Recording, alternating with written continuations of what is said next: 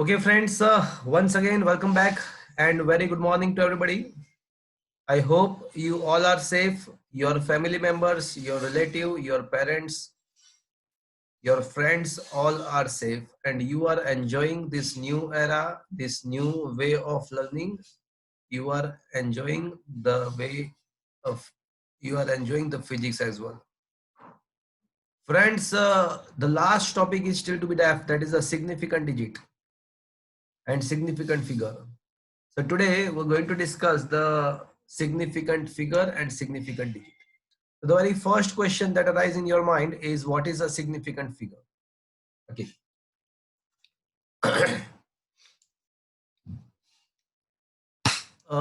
Assume that you want to measure the length of the pencil. Let this be the pencil. हमारे पास एक pencil है. Assume करते हैं कि ये पेंसिल है.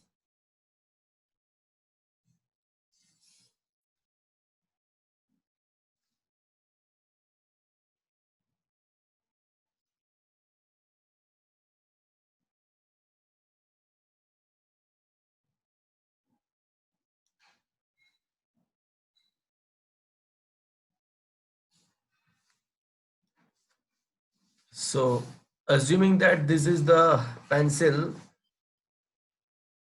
and we want to measure the length of the pencil.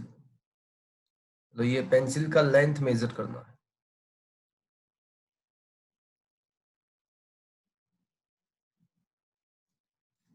तो हम क्या करेंगे इसका लेंथ मेजर करने के लिए?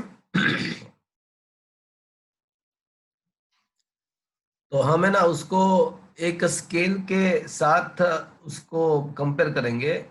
मतलब हमारे पास जो स्केल है उसके द्वारा इसका लेंथ हम मेजर करेंगे.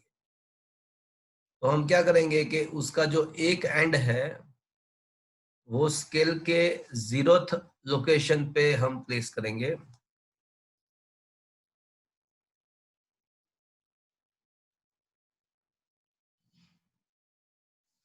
स्केल का एक जो एंड है वो 0th लोकेशन पे प्लेस करेंगे एंड दूसरा जो एंड है वो कहाँ पे आता है उसके द्वारा हम लेंथ मेजर कर सकते हैं. सपोज कैसा पता चला ये जो आ रहा है वो 8 है, यहाँ पे 8.1, 8.2, 8.3, 8.4, 8.5, 8.6, 7, 8, 9 and it is a suppose assumed to be 9. तो ऐसा पता चला कि ये जो दूसरा एंड है पेन का, जो दूसरा एंड है वो यहीं यहाँ पे कहीं पे आ रहा है. देखो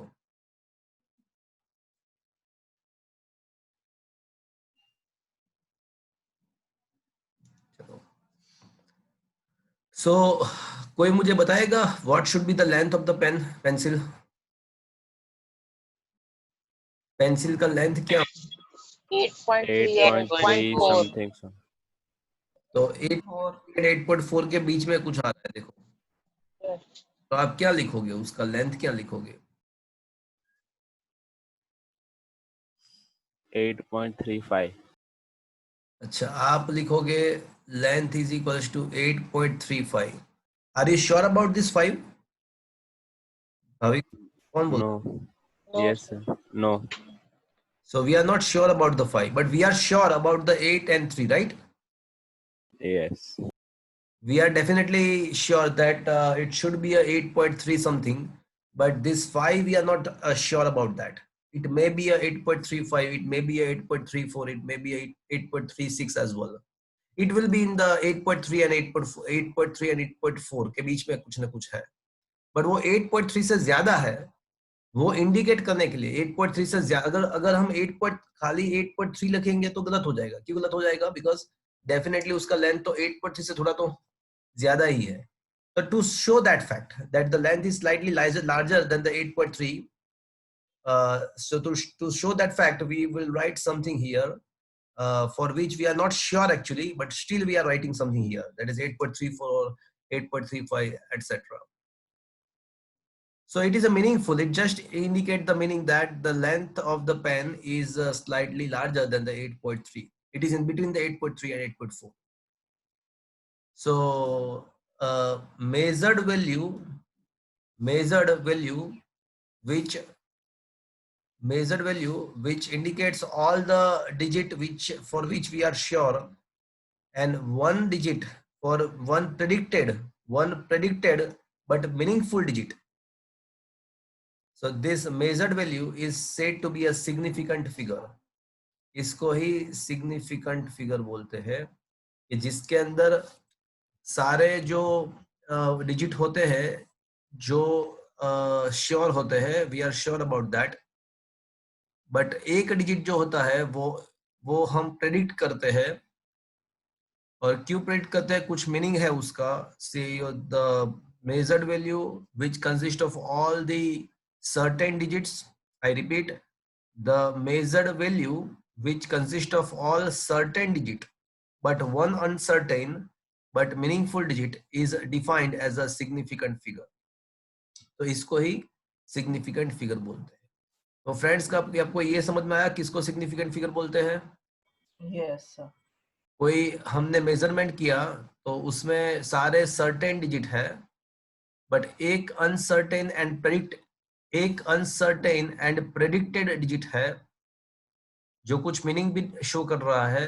तो ये उसके द्वारा जो ये नंबर बना, ये मेजर्ड वैल्यू बना, उसको ही सिग्निफिकेंट फिगर बोलते हैं. एंड उसके अंदर जो डिजिट्स है, इसके अंदर जो डिजिट्स है उसको सिग्निफिकेंट डिजिट्स बोलते हैं. तो सिग्निफिकेंट फिगर क्या है वो जस्ट मैंने आपको दिखाया, वो मैंने आपको समझाया.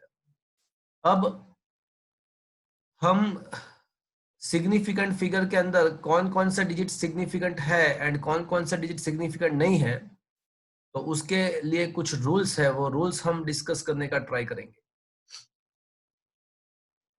So let me share the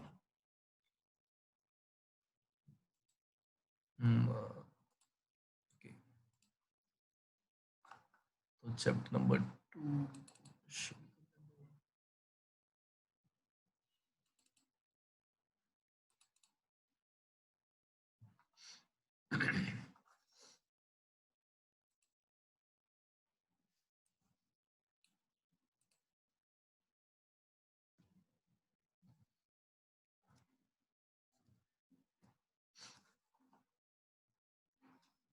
So we are discussing question number,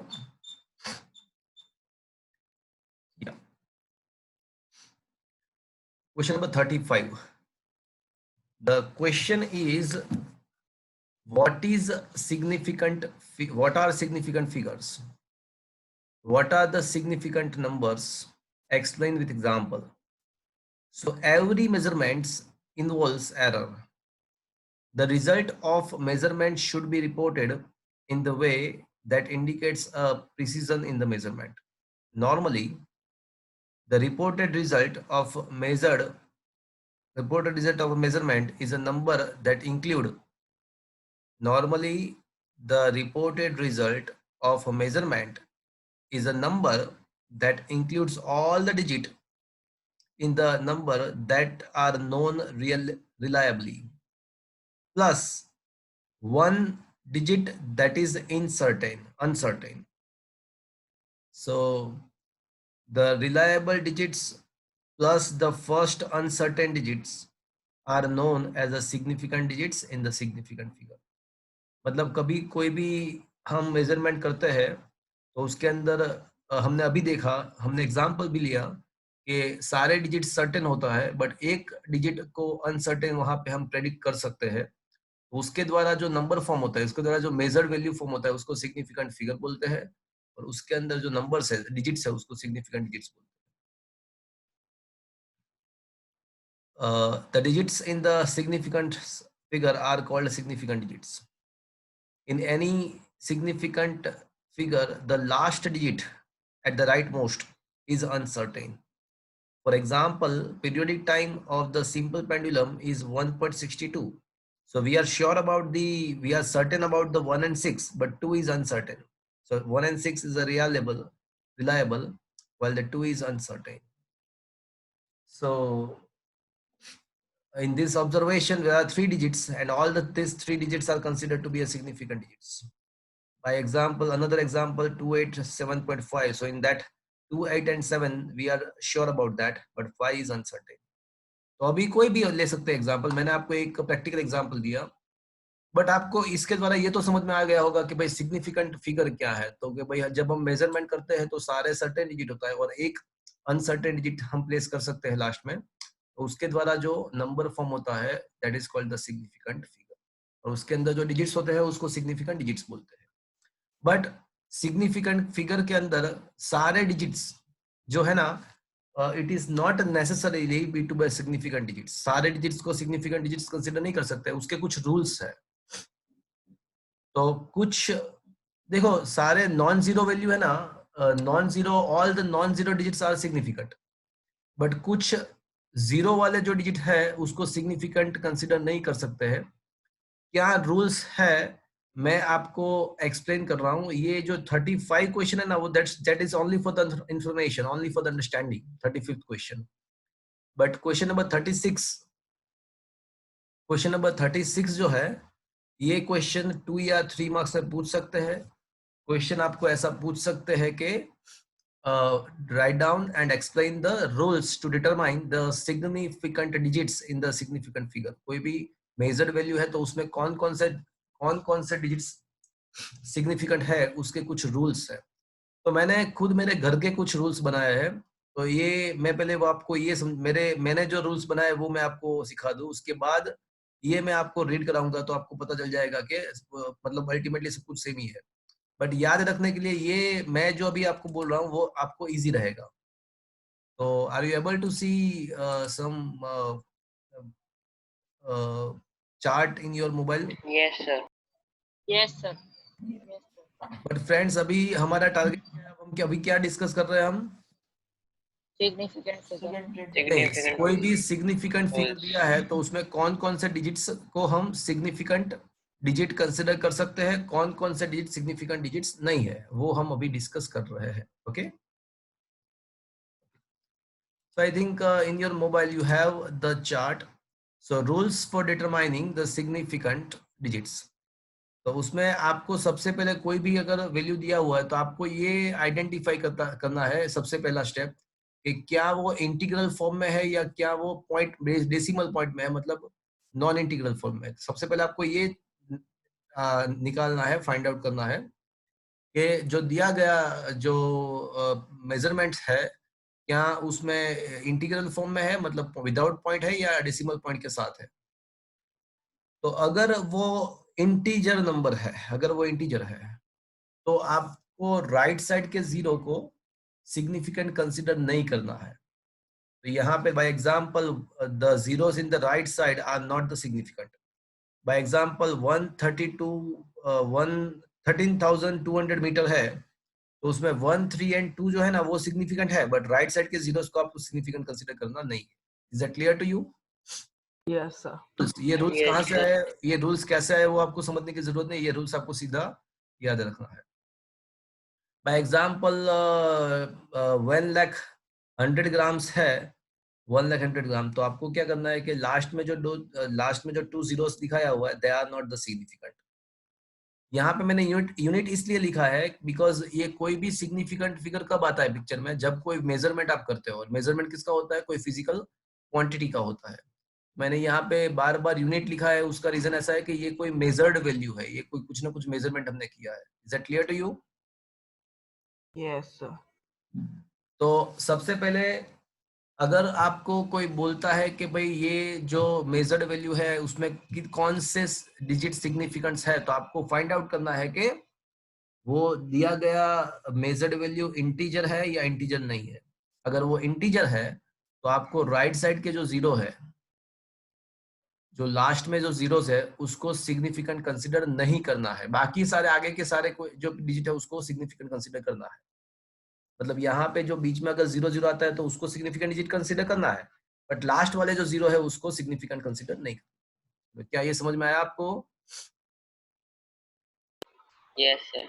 चलो अब सपोज के आपने देखा कि जो मेजर्ड वैल्यू दिया गया है वो डेसिमल पॉइंट के साथ है, नॉन इंटीजर फॉर्म में है। तो आपको क्या करना है कि आपको ये फाइंड करना है कि whether the given value is less than 1 और ग्रेटर देन 1। मतलब लेस देन 1 का मतलब 0 पॉइंट समथिंग स्टार्ट होगा, 0 पॉइंट से स्टार्ट होगा। ग्रेटर देन 1 तो है तो वो समथिंग 0 से नहीं बट 6 पॉइंट समथिंग या 1.3 समथिंग ऐसा कुछ होगा। बट तो अगर अगर आपके पास जो मेजर्ड वैल्यू है अगर वो लेस देन 1 है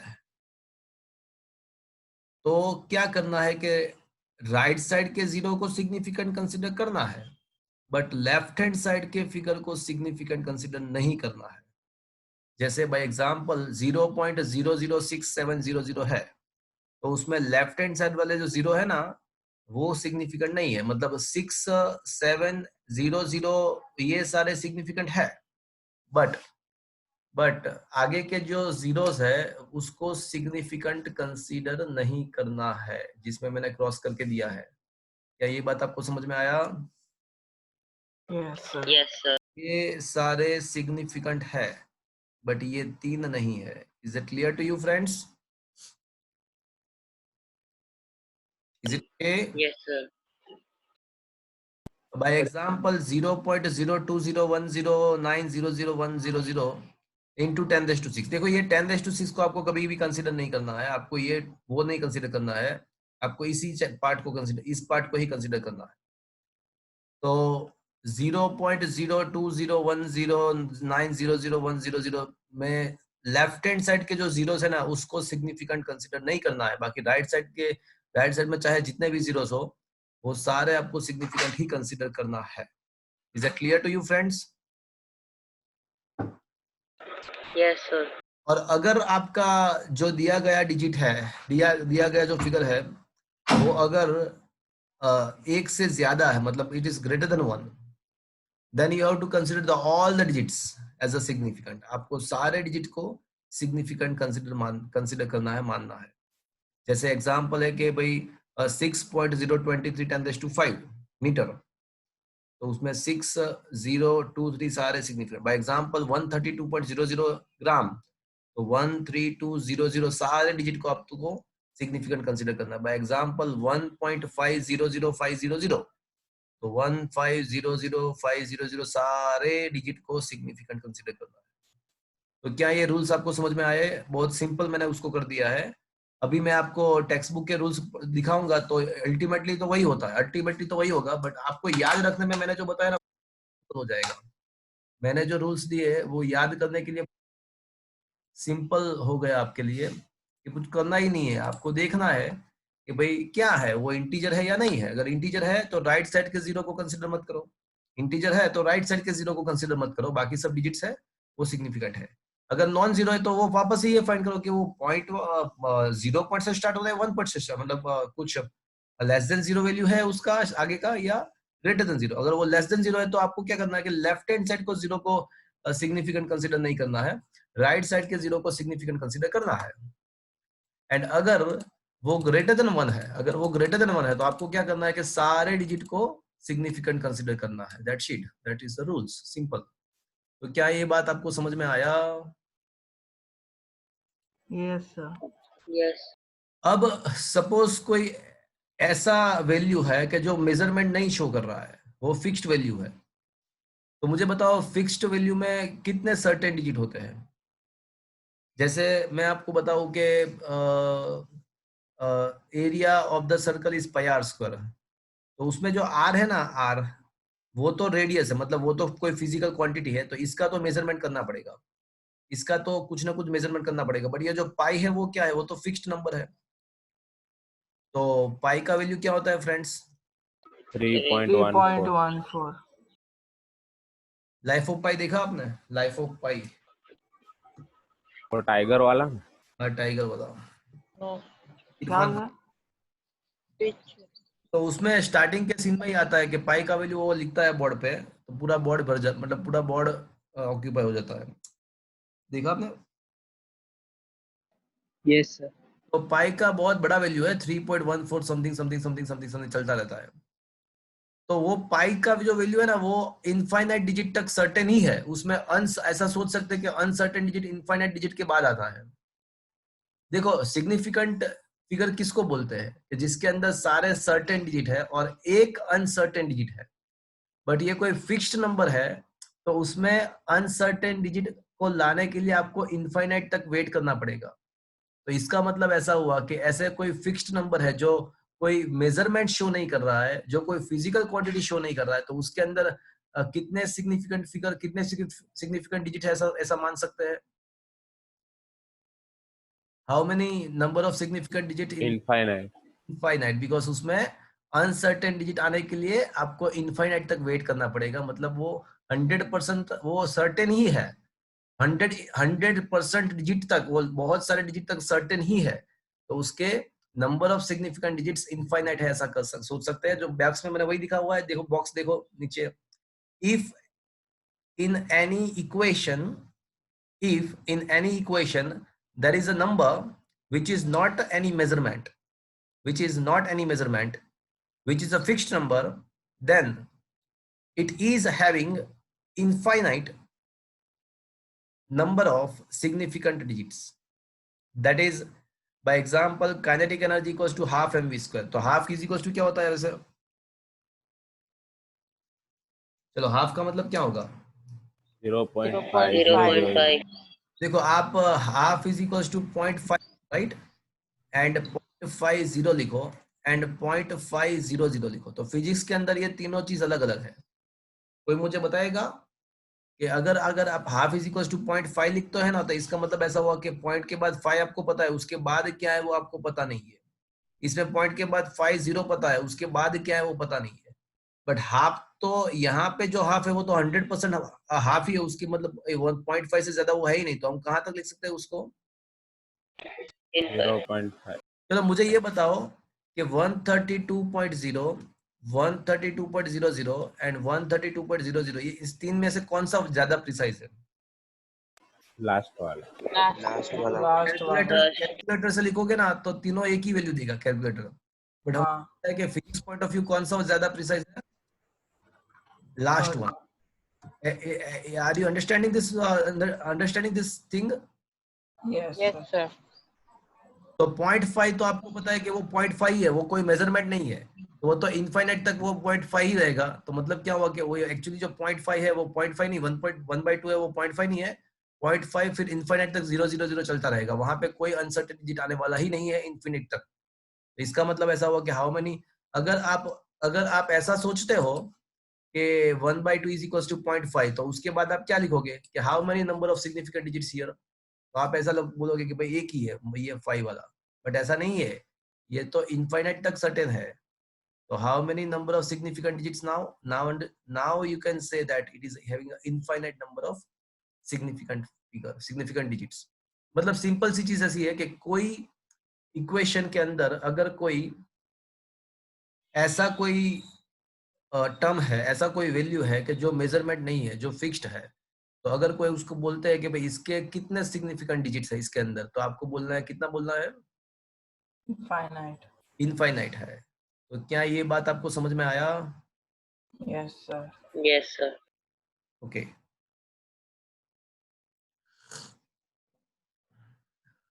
तो friends, this are the simple rule. ये चार्ट मैं आपको व्हाट्सएप कर दूंगा, बट आपको एग्जाम में ऐसे नहीं लिखना है, एग्जाम में आपको ऐसे नहीं लिखना है, ये आपको जस्ट याद रह जाए पूरे रूल्स। कैसे how to determine the number of significant digits from the figure, तो उसके लिए ये चार्ट आपको बहुत ही ईजी रहेगा। बट रूल्स जो है वो अभी मैं आपको दिखा रहा हूँ, अल्टीमेटली तो वही का वही, अल्टीमेटली आप देखोगे तो वही का वही होगा। तो अभी वो मैं आपको रूल्स, आपको एग्जाम में कैसे लिखना है, आपको एग्जाम में तो टेक्स्ट बुक के हिसाब से लिखना है, तो वो अभी मैं आपको दिखा रहा हूँ। तो क्या आपके मोबाइल में ये आ गया? वापस से देखो तो। Yes sir. Yes sir. तो 1 by 1 आप देखो। तो determining the significant digits rules are as follow. Number one, all the non zero digits are significant. मतलब वो तो हमने देख लिया कि कोई भी रूल्स है तो उसमें कभी कभी कुछ जीरो सिग्निफिकेंट नहीं है, कभी कभी कुछ जीरो सिग्निफिकेंट नहीं है, बाकी जो नॉन जीरो वैल्यूज है ना, नॉन जीरो डिजिट, वो तो सारे सिग्निफिकेंट ही है, वो तो हमको पता है। Is that clear to you? Number one, rule number one. Number two, all the zeros between the two non zero digit, मतलब दो नॉन जीरो डिजिट के बीच में जितना भी जीरो आता है, देखो याद है जो कुछ जीरो सिग्निफिकेंट नहीं थे बट वो पीछे या आगे वाले हम नहीं लेते थे, याद है? आगे वाले या पीछे, बट दो नॉन जीरो वैल्यू के बीच में जितने जीरो थे, दो नॉन जीरो डिजिट के बीच में जितने जीरो थे वो तो सारे सिग्निफिकेंट ही थे, वो तो हमको पता है। तो all zeros between the two non zero digits are always a significant, no matter the decimal point is at all. Number three, the trailing zeros in the number without the decimal point. देखो मेरा जो first rule था वो आ गया, कोई integer value है तो उसमें पीछे वाले जो राइट साइड के जो जीरोस है उसको सिग्निफिकेंट डिजिट नहीं कंसीडर करना है। देखो आ गया, the trailing zeros in the number without the decimal point are not the significant. By example, 13123 meter is equals to 13200 centimeter is equals to 132,000 millimeter. In all these three measurements, the trailing zeros are not significant. मतलब 1, 2 and 3, all the three digits are significant. Is that clear to you friends, the rule number 3? Yes, sir. तो sir सिर्फ infinite समझने के लिए लिखना नहीं है, infinite है कि नहीं? कहाँ पे इनफाइनाइट? क्या बात कर रहे हो आप, किसकी बात कर रहे हो? इसमें 1 1 2 3 0 0 0 0 ऐसा नहीं आएगा? अरे क्या बोल रहे हो आप? 132,000 थोड़ी ना अरे आएगा। वो सॉरी, 1/2 में आएगा, सॉरी सर। हाँ किस में आएगा? ये कोई, देखो ये तो मेजरमेंट शो कर रहा है, मीटर में है, यस यस। मेजर्ड वैल्यू है। और जो इनफाइनाइट की बात है वो कब आती है? Only only we have some some fixed value, हाँ, fixed which is value. not the measurement. Okay, is it okay? Yes sir. Yes, sir. चलो अब रूल नंबर 4 देखो, if the number is less than 1, तो याद करो less than 1 वाले मतलब decimal point वाले हैं, तो क्या करना है आपको? जो पहले जो जीरो आते हैं उसको सिग्निफिकेंट कंसीडर नहीं करना, याद है ना? If the zeros is less than, if the number is less than 1, the zeros on the right of the decimal point but left or the first non-zero digit are not the significant.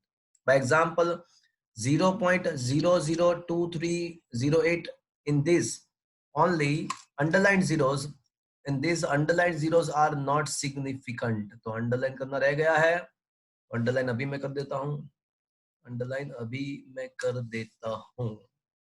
So these underlined zeros are not significant, are not significant.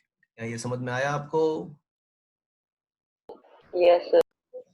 Rule number 5, in the number with the decimal point, the trailing zeros are significant. मतलब decimal point वाला कोई भी number है तो उसके पीछे के zero significant लेना है, उसके लेफ्ट हैंड साइड के जीरो सिग्निफिकेंट नहीं है, बट राइट साइड के जीरो आपको लेना है सिग्निफिकेंट। बाय एग्जांपल 3.500 है तो नो डाउट ये लेफ्ट हैंड साइड का तो नहीं आएगा, बट राइट साइड ये 3500 ऑल सिग्निफिकेंट। बाय एग्जांपल 0.069000 है तो उसमें लेफ्ट हैंड साइड का जो है ना वो सिग्निफिकेंट नहीं होगा, बट राइट साइड का जीरो तो सिग्निफिकेंट होगा। क्या ये बात समझ में आया आपको? Yes sir.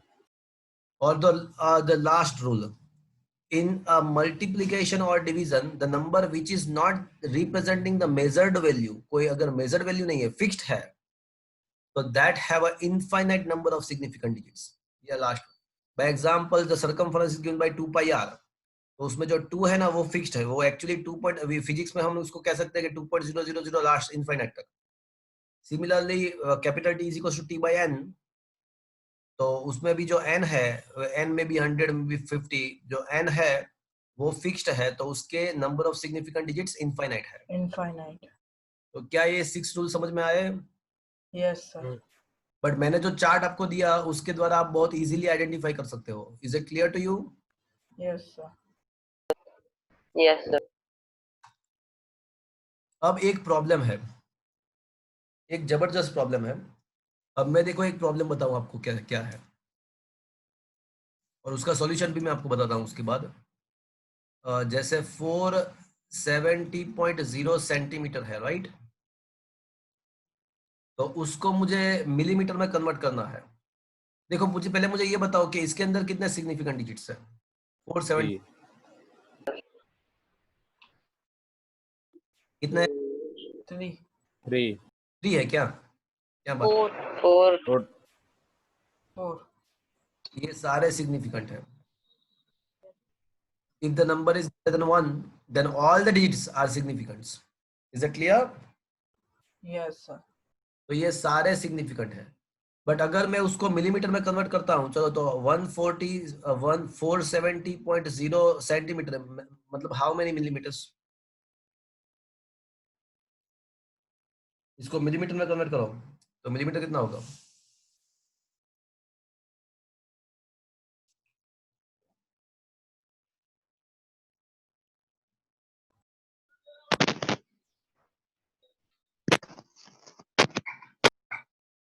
अरे बोलो, कितना मिलीमीटर होगा? 4.700 हाँ, या मोहित प्रजापति, मोहित हाँ सर मोहित तुम्हारे लेक्चर का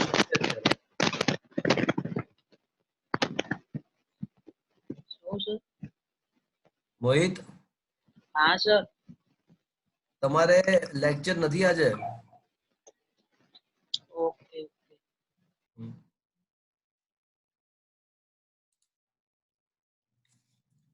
तो अगर इसको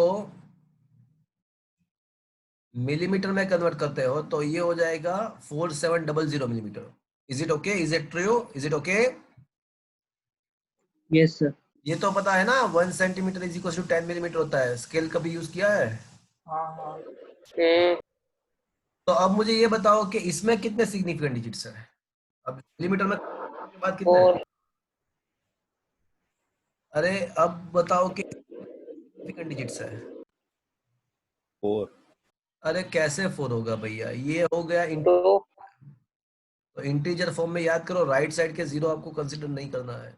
2 देखो आप रूल याद कर लो। देखो रूल कितने बहुत सिंपल, तीन ही रूल्स है। नंबर 1,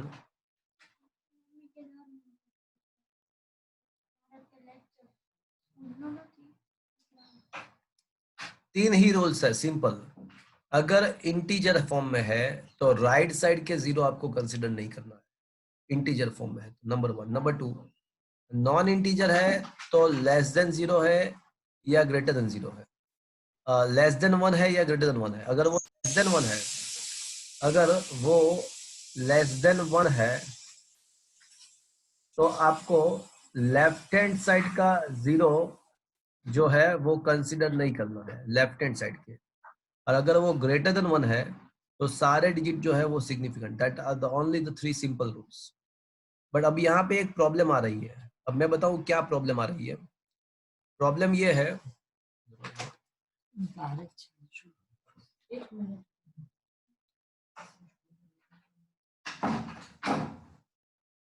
तो प्रॉब्लम ये है कि अगर 470.0 सेंटीमीटर को अगर हम मिलीमीटर में कन्वर्ट करते हैं तो वो हो जाएगा 4700। अब यहाँ पे जो है ना वो 4 सिग्निफिकेंट डिजिट है, और जैसे ही मैंने मिलीमीटर में कन्वर्ट कर दिया तो according to the rule how many significant digits are there?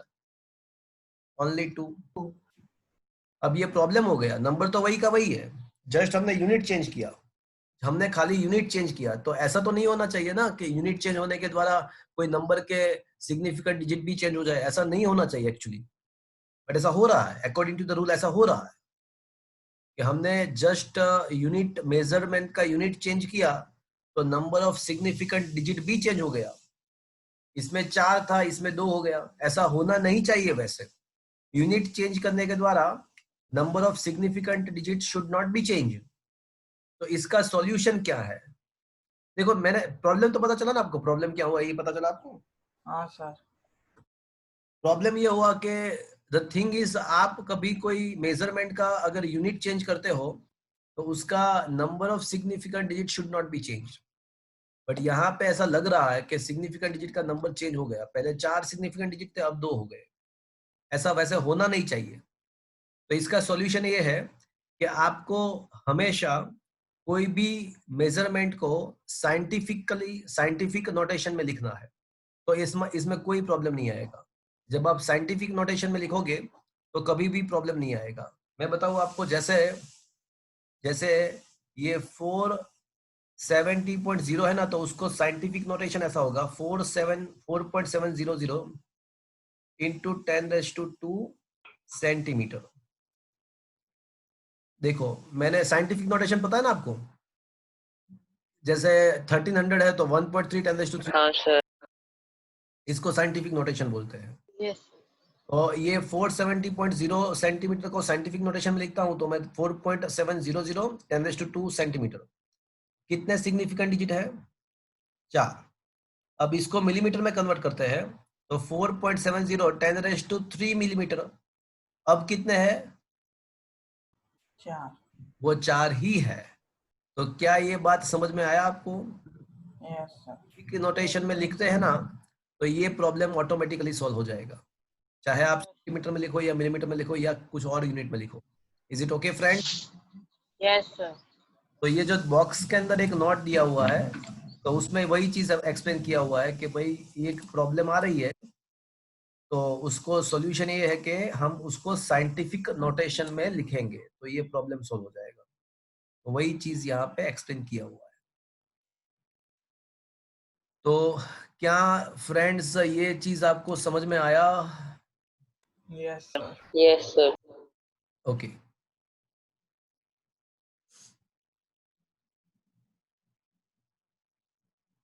चलो, अब मैं है ना दो वैल्यू का एडिशन कर रहा हूं। सपोज कि आपको ऐसा पूछा है,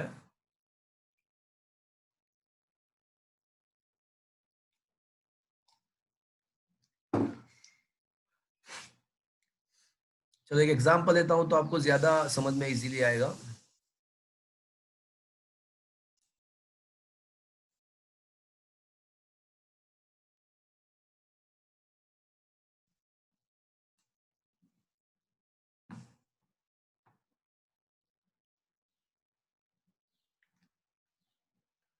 तो अभी तक मैंने आपको क्या सिखाया?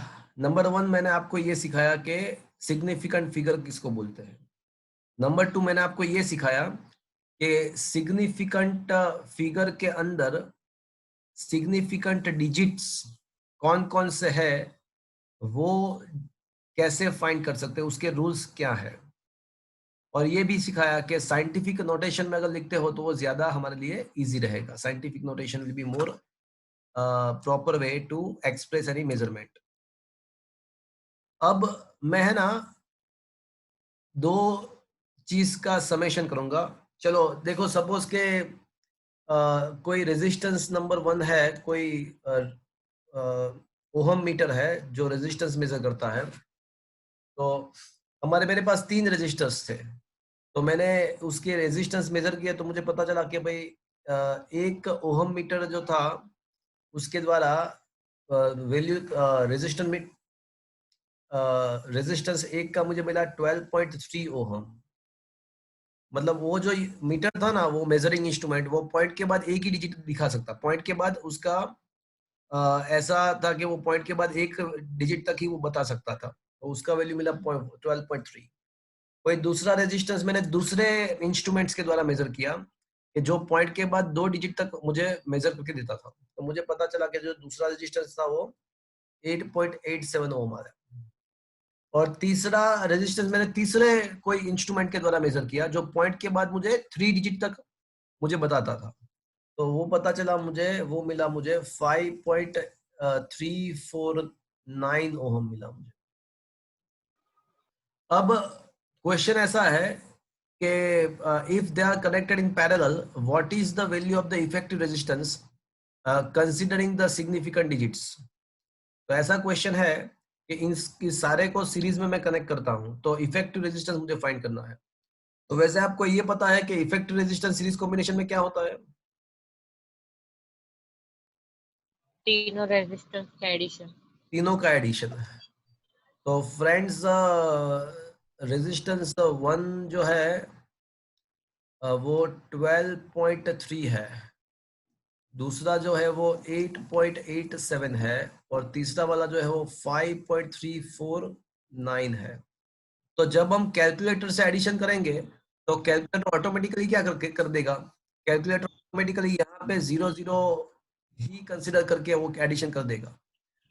यहाँ पे क्या है वो मुझे पता ही नहीं है, वो इंस्ट्रूमेंट के प्रॉब्लम के द्वारा, इंस्ट्रूमेंट का मेजरिंग एक्यूरेसी कम था, तो उसके द्वारा उसका प्रिसीजन कम था, तो उसके द्वारा हमको पता नहीं यहाँ पे कौन सा डिजिट है। बट आप जब कैलकुलेटर से कैलकुलेशन करेंगे तो ऑटोमेटिकली वहां पे क्या वो कैलकुलेटर क्या अज्यूम करके चलेगा, वो 0 ही है वैसे करके चलेगा। Am I right? Yes, sir. Yes, sir. तो प्रॉब्लम ये रहेगा कि आपका जो आंसर आ रहा है क्या वो वाकई में सही में आएगा, वो सही आंसर आएगा। आप अगर कैलकुलेशन करते हो कैलकुलेटर के द्वारा तो क्या होगा कि कैलकुलेटर तो ऑटोमेटिकली यहाँ पे 0 है ऐसा मान के चलेगा, तो आपका जो आंसर आएगा वो यहाँ पे 9 आ जाएगा, यहाँ पे 1 आ जाएगा, यहाँ पे 26.519. तो ये आ जाएगा 5, 26 आगे. और ये आ जाएगा हाँ 26.519 ओम आएगा। बट क्या वाकई में ये आंसर करेक्ट है, यस और नो? No. No. तो इसमें क्या है कि इसमें ये दोनों डिजिट हमको पता नहीं क्या है, ये भी पता नहीं है। मतलब ये तीनों में कॉमन ये है कि पॉइंट के बाद पहला जो डिजिट है ना वो सब में है, वो सब में है, बट उसके बाद के दो डिजिट, एक मेजरमेंट में 2 डिजिट पता नहीं है उसके बाद, और एक में एक पता नहीं है। मतलब इसका मतलब ऐसा हुआ कि आपका जो आंसर है ना वो कहां तक एक्यूरेट है, पॉइंट के बाद कितने डिजिट तक एक्यूरेट है? 1 digit तक। 1 डिजिट तक ही एक्यूरेट है। तो मतलब इन दोनों को डिजिट को आपको निकालना पड़ेगा, वो बिकॉज वो एक्यूरेट नहीं है, तो इसको निकालना पड़ेगा। ये निकालने की जो बात है उसको राउंडिंग या राउंड ऑफ बोलते हैं। मतलब तीन मेजरमेंट का अगर आपको एडिशन करना है और पॉइंट के बाद एक मेजरमेंट में पॉइंट के बाद एक ही डिजिट है, दूसरे में पॉइंट के बाद 2 डिजिट है, और तीसरे में पॉइंट के बाद 3 डिजिट्स है, तो आपका जो आंसर है, अगर ऐसा पूछा है कि add this numbers, add this measurements by considering the significant digits, ऐसा बोला है, तो आपको क्या करना है कि आपका आंसर जो है उसको पॉइंट के बाद एक डिजिट तक ही आपको मिनिमाइज करना है। तो बाकी के सारे डिजिट को आपको निकाल देना है, एलिमिनेशन करना है। तो ये एलिमिनेशन करना मतलब उसको राउंड ऑफ बोलते हैं, उसको राउंड ऑफ बोलते हैं। तो you can not right answer in the form of 26.519, you have to write the answer only up to 1 digit after decimal point. So the another 2 digits you have to eliminate, you have to round it off. तो round of करने के कुछ rules है, वो आपको वैसे भी पता है। अगर जिस डिजिट का राउंड ऑफ करना है, जिसका राउंड ऑफ करना है, अगर वो 5 से ज्यादा है, अगर वो 5 से ज्यादा है तो आपको क्या करना है, उसको इसको निकालने के टाइम आगे आपको एक ऐड कर देना है। जैसे 44.66 है, और सपोज कि इसको 6 को राउंड ऑफ करना है, तो उसका राउंड ऑफ करने के बाद ये क्या आ जाएगा। So rule number 1, round of के रूल्स में आपको समझा रहा हूं। तो रूल नंबर 1, अगर कोई डिजिट का राउंड ऑफ करना है और अगर वो 5 से ज्यादा है तो उसके आगे आपको एक ऐड कर देना है और राउंड ऑफ करना है। बट अगर वो डिजिट जिसको आपको राउंड ऑफ करना है वो लेस देन 5 है, मतलब ये 4 को राउंड ऑफ करना है, तो it can be rounded of without doing anything, तो उसको वैसे ही हम निकाल सकते हैं, कुछ आगे ऐड करने की जरूरत नहीं है। तो अब क्वेश्चन ऐसा होगा कि चलो क्वेश्चन अब ऐसा होगा कि ये 26.5 के बाद क्या आएगा? नहीं वो बात नहीं है, मैंने ऐसा रूल, मैं I am just discussing the rules of the rounding off. तो रूल नंबर 1, अगर कोई राउंड ऑफ करना है जिस डिजिट को, वो 5 से ज्यादा है, तो आगे आपको उसको एक ऐड करना है और उसको निकालना है।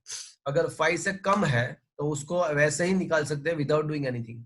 तो अब एक क्वेश्चन आपको होना चाहिए, क्या होना चाहिए? 5 होगा तो क्या होगा? हाँ ये होगा एग्जैक्टली। अगर वो राउंड ऑफ करने वाला डिजिट अगर एग्जैक्टली 5 है तो क्या करना है? तो फ्रेंड्स उसके लिए जो रूल है वो थोड़ा पार्शियलिटी वाला है, पार्शियलिटी वाला है। अगर जो डिजिट राउंड ऑफ करना है वो एग्जैक्टली 5 है, तो अगर उसके आगे के उसके जो प्रीवियस डिजिट जो है, प्रीवियस डिजिट अगर वो ऑड है तो उसको आपको इवन करना है, एक ऐड करके इवन करना है। बट अगर आगे ऑलरेडी इवन है, प्रीवियस डिजिट ऑलरेडी इवन है, तो वो 5 को आप ऐसे ही निकाल सकते हो विदाउट डूइंग एनीथिंग। तो ये थोड़ा पार्शियलिटी वाला रूल है, बट रूल है तो है। इवन को ऑड, सॉरी ऑड को इवन करना है, इवन को कुछ नहीं करना है। Is that clear? तो सही बात, Yes, sir. जब ऑड सिचुएशन आती है तो उसको इवन में कन्वर्ट करना पड़ता है, बट इवन है तो अच्छा है। Is that clear? Yes sir. अब वापस yes sir. Getting back to the our original question, तो मुझे ये तो पता चल गया कि भाई इसका आंसर मुझे कहां तक लिखना पड़ेगा। इसका आंसर मुझे डेसिमल पॉइंट के बाद एक डिजिट तक ही लिखना पड़ेगा, because we are certain about that, other two digits are uncertain for us. So the answer should be right with the only one digit after decimal point. So other two digits should be rounded off. तो अब उसको round of करते हैं। चलो सबसे पहले always आपको right side से राउंड ऑफ स्टार्ट करना है, तो सबसे पहले 9 को निकालते हैं। तो 9 को निकालेंगे तो आगे क्या हो जाएगा? 2 आगे 2 हो जाएगा। और अभी 2 को भी राउंड ऑफ करना है, तो 2 को राउंड ऑफ करेंगे तो आगे क्या होगा? 26.5 तो यही रहेगा। तो is that clear? The final answer should be written in this form. So this is the final answer.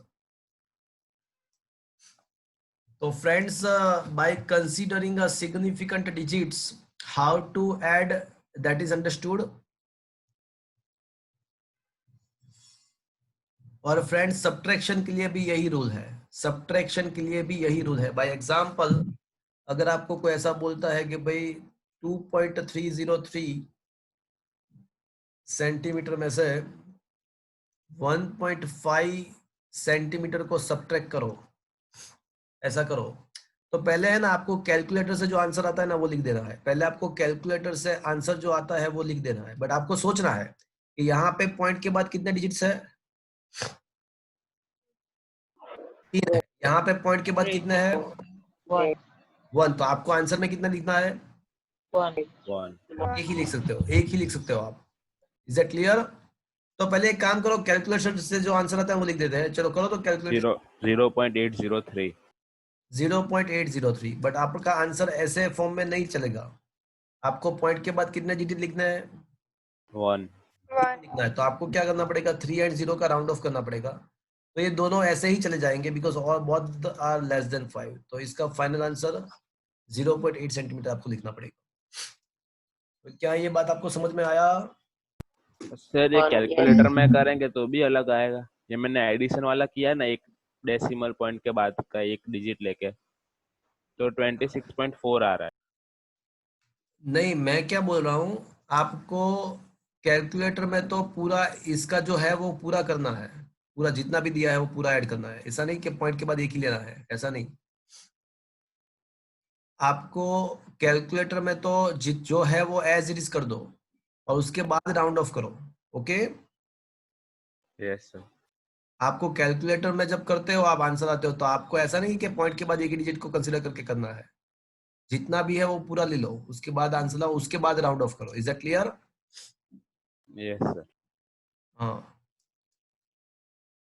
तो फ्रेंड्स सर अब सर ये इसमें लिखा है ना 26.52 आपने लिखा है, हाँ, तो उसमें 5 6 होता तो फिर 26.6 हो जाता। क्या बोल रहे हो? अरे सर ये आपने लिखा ना 26.52 ओम्स, हाँ उसमें अगर 2 के बदले 6 होता तो फिर क्या आंसर आता? हाँ, तो 2 के बदले 6 होता, 26.6 होता ऑब्वियसली। हाँ ओके तो वो 6 ही होगा ना obviously. Is that clear? Okay sir. 6 नहीं, अगर 5 होता ना, 26.55 होता तो भी क्या हो जाता? ऑड है इसलिए एक ज्यादा है। हाँ, तो ऑड है तो उसको इवन करना पड़ेगा, तो भी वो 6 होता। Is that clear? Yes sir. तो फ्रेंड्स एक आध दो क्वेश्चन हो गए हैं, तो आपको अभी क्या है कि ये पढ़ना है आपको। तो राउंड ऑफ के रूल्स ये ओनली फॉर द एमसीक्यू। आप ये जो देखो 35 एमसीक्यू के लिए है, ये क्वेश्चन आपको पूछने के लिए नहीं है, अंडरस्टैंडिंग के लिए है। आपको लर्न बाय हार्ट जो करना है वो 36 ही करना है। बाकी 37 एंड 38 ये दोनों क्वेश्चन, 37 एंड 38 ये दोनों question just for your knowledge, just for the understanding.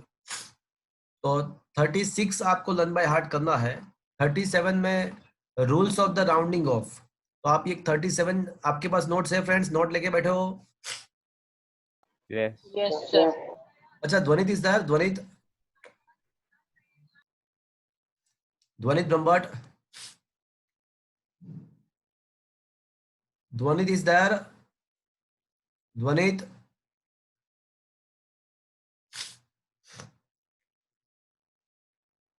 ध्वनित। देखो इसीलिए मैं बोलता हूँ कि कैमरा ऑन रखना है, पता नहीं लेक्चर चालू हो तो कहाँ पे चले जाते हैं। यही तो दिक्कत है, यही तो प्रॉब्लम है।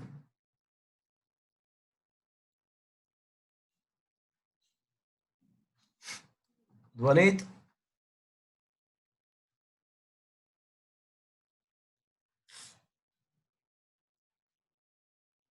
अच्छा एक बार देखते हैं, चलो। धनपाल है वहां पे? Dhanpal, Yes, sir.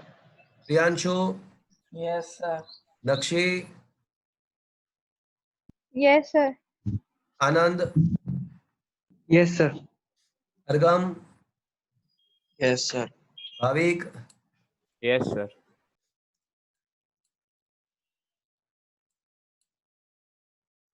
Harshvardhan, Yes, sir. Nisarg, Yes, sir. Saba, Yes, sir. Sana, Yes, sir. Sahima, Yes, sir. Okay. Dhvanit, Yes, sir. Dhvanit कहाँ पे चला गया था? ध्वनित Yes, sir. कहाँ पे चला गया था? Sir, network issue था। अच्छा, तो you had collected the notes? No, sir. तो आपको मेरे ऑफिस पे जाना है और ये चैप्टर 1 to 4 के नोट्स कलेक्ट करना है, Okay, sir. और आपको वहां पे फीस भी पे करना है 10,000।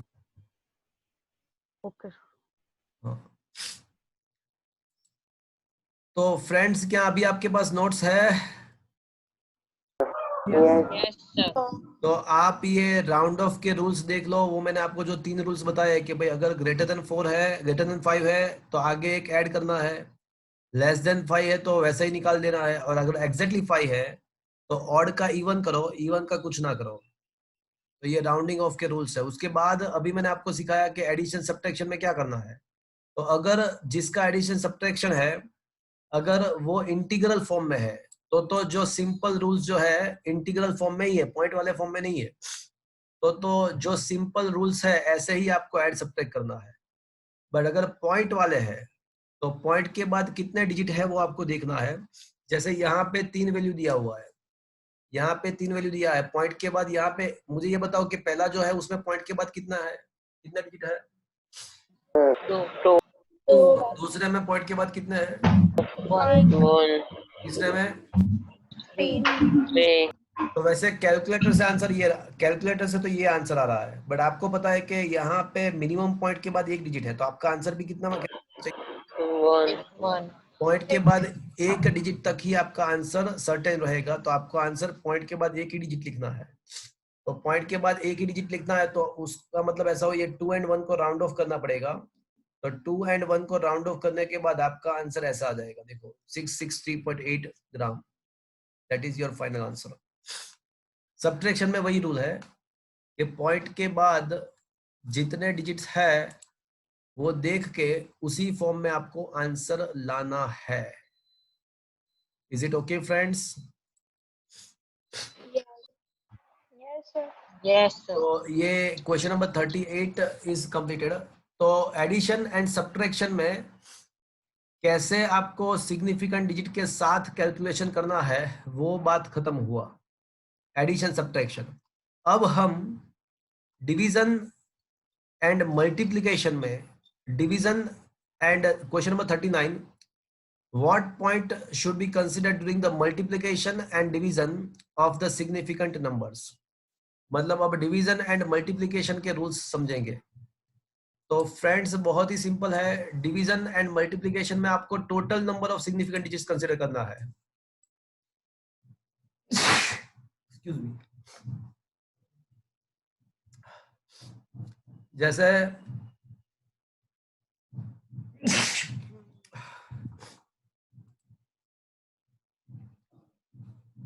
just a minute friends, just allow me 1 or 2 minutes।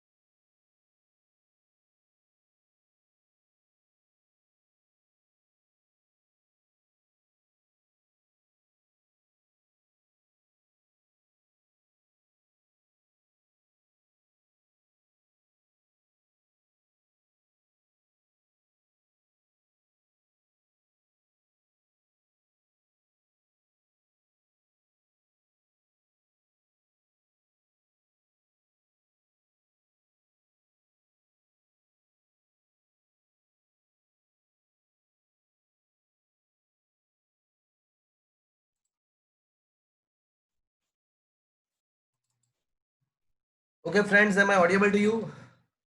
Yes, sir. Yes, sir. Okay, so अभी हम क्या डिस्कस कर रहे थे? 9 question. We are discussing the rules for the Multiplication and division. multiplication and division। Yes.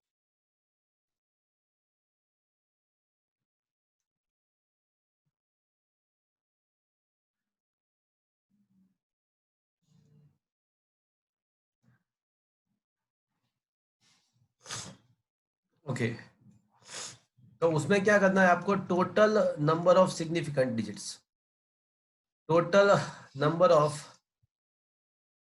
Significant digit आपको consider करना है, point के बाद के नहीं, टोटल कंसीडर करना है। जैसे लेंथ जो है वो 1.32 मीटर है, कोई रेक्टेंगुलर है, उसका लेंथ 1.32 सेंटीमीटर है और उसका जो ब्रेथ है वो 3.5 सेंटीमीटर है। तो फ्रेंड्स अगर एरिया फाइंड करना है तो आपको पता है लेंथ इनटू ब्रेथ। तो एक काम करो, पहले तो कैलकुलेटर से कर दो कितना होता है। चलो करो तो कैलकुलेटर से। 4.6 4.62.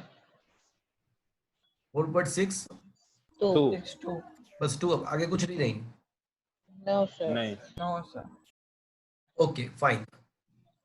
तो मुझे ये बताओ फ्रेंड्स कि ये जो लेंथ थे उसमें total number of significant digit कितने हैं? टोटल नंबर ऑफ, पॉइंट के बाद 3 बात नहीं है, टोटल कितने हैं? 3 Three. 3 है। और यहाँ पे टोटल कितने हैं? 3. 2 2. 2। तो आपका आंसर कितने कैसे होना चाहिए? पॉइंट के बाद, मैं पॉइंट के बाद यहाँ पे बात ही नहीं है, यहाँ पे टोटल डिजिट देखने हैं। एक में 3 है, दूसरे में 2 है, तो आपका आंसर भी 2 डिजिट में ही आना चाहिए। Total number of significant digit must be a 2 only. तो यहाँ पे जो हमारा आंसर है वो 4.62 सेंटीमीटर स्क्वायर आया। तो क्या ये चलेगा कि नहीं चलेगा? चलेगा। नहीं चल नहीं Yes. चलेगा, बिकॉज नहीं। यहाँ पे total number of No. Significant digit 3 है और आंसर किस में होना चाहिए? Only we have Two. 2 significant digit total.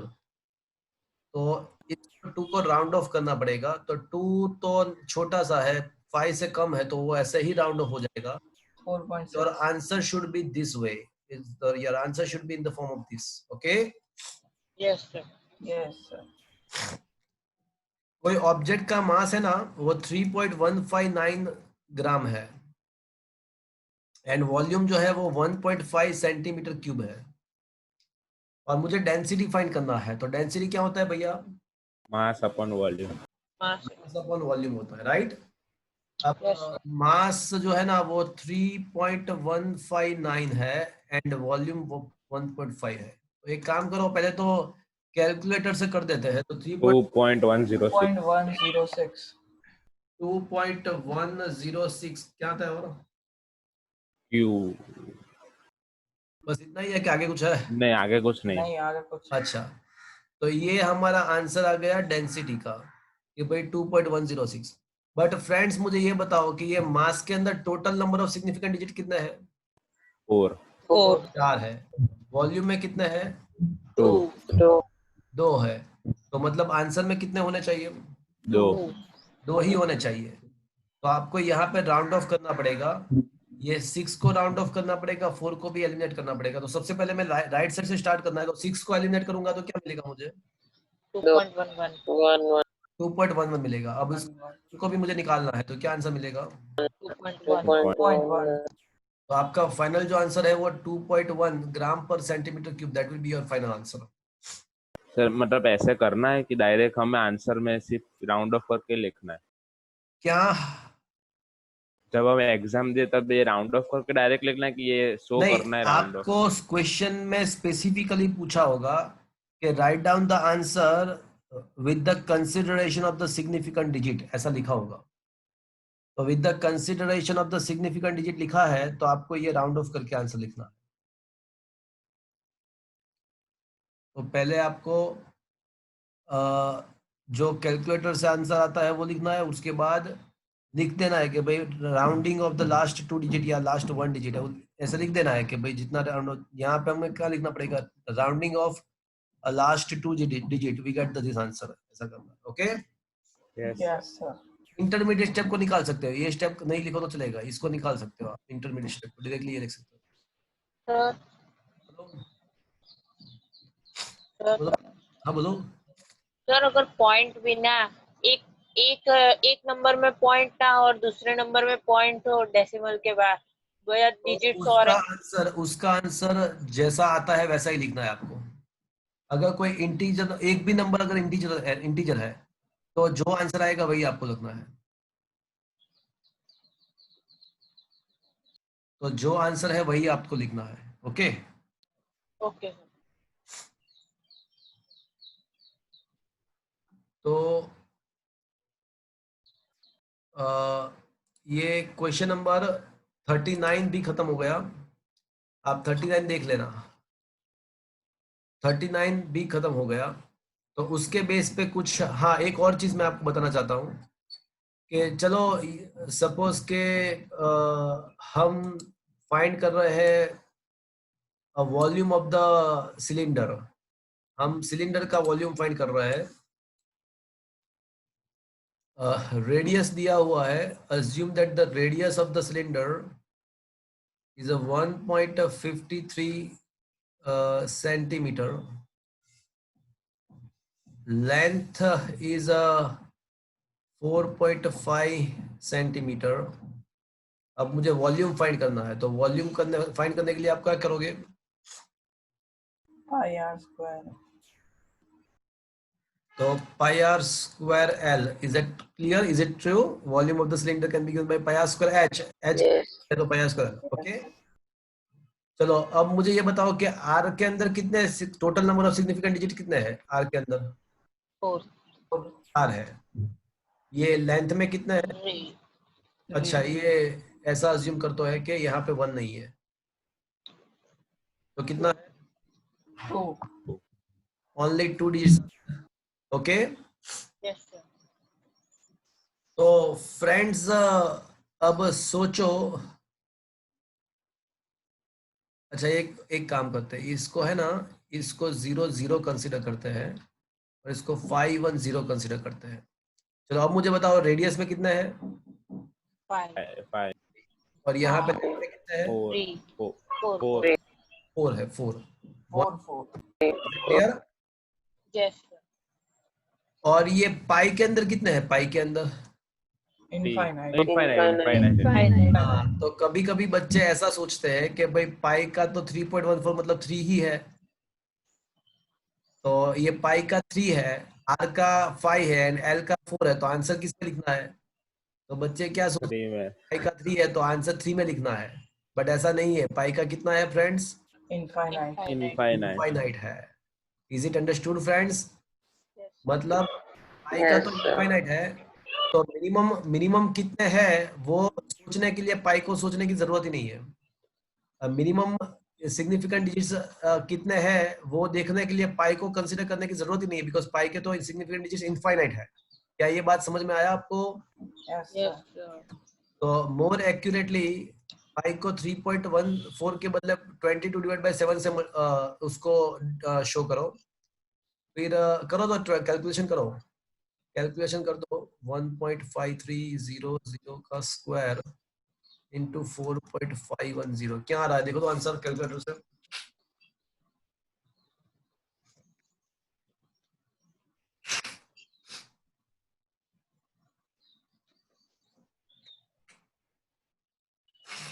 Fourteen point 1742 1728 42 1742 और ये हो जाएगा सेंटीमीटर क्यूब. सर. और भी आगे आगे बहुत है. हाँ चलेगा. पॉइंट के बाद 3 4 शो करो तो बहुत हो गया. बहुत हो गया. अब देखो हमारा आंसर कितने डिजिट में होना चाहिए? आर के 5 है, एल के 4 है, तो हमारा आंसर कितने फॉर्म में होना चाहिए? 4. 4. यहाँ पे पॉइंट के बाद सोचना नहीं है, यहाँ पे total number of significant digit ही सोचना है. पॉइंट के कितने है ऐसा नहीं सोचना है. यहाँ पे total number of significant digit ही सोचना है. एडिशन सब्ट्रैक्शन में पॉइंट के बाद कितने हैं वो सोचना है. एडिशन सब्ट्रैक्शन में, मल्टीप्लिकेशन डिवीजन में आपको total number of significant digit को ही कंसीडर करना है. तो या मुझे total number of significant digit 4 ही चाहिए, 4 से ज्यादा नहीं चाहिए. तो मैं क्या करूंगा? इन दोनों का राउंड ऑफ करूंगा. तो 2 and 4 can be eliminated without doing anything. तो final answer should be written in this form. क्या ये बात समझ में आया? Yes, sir.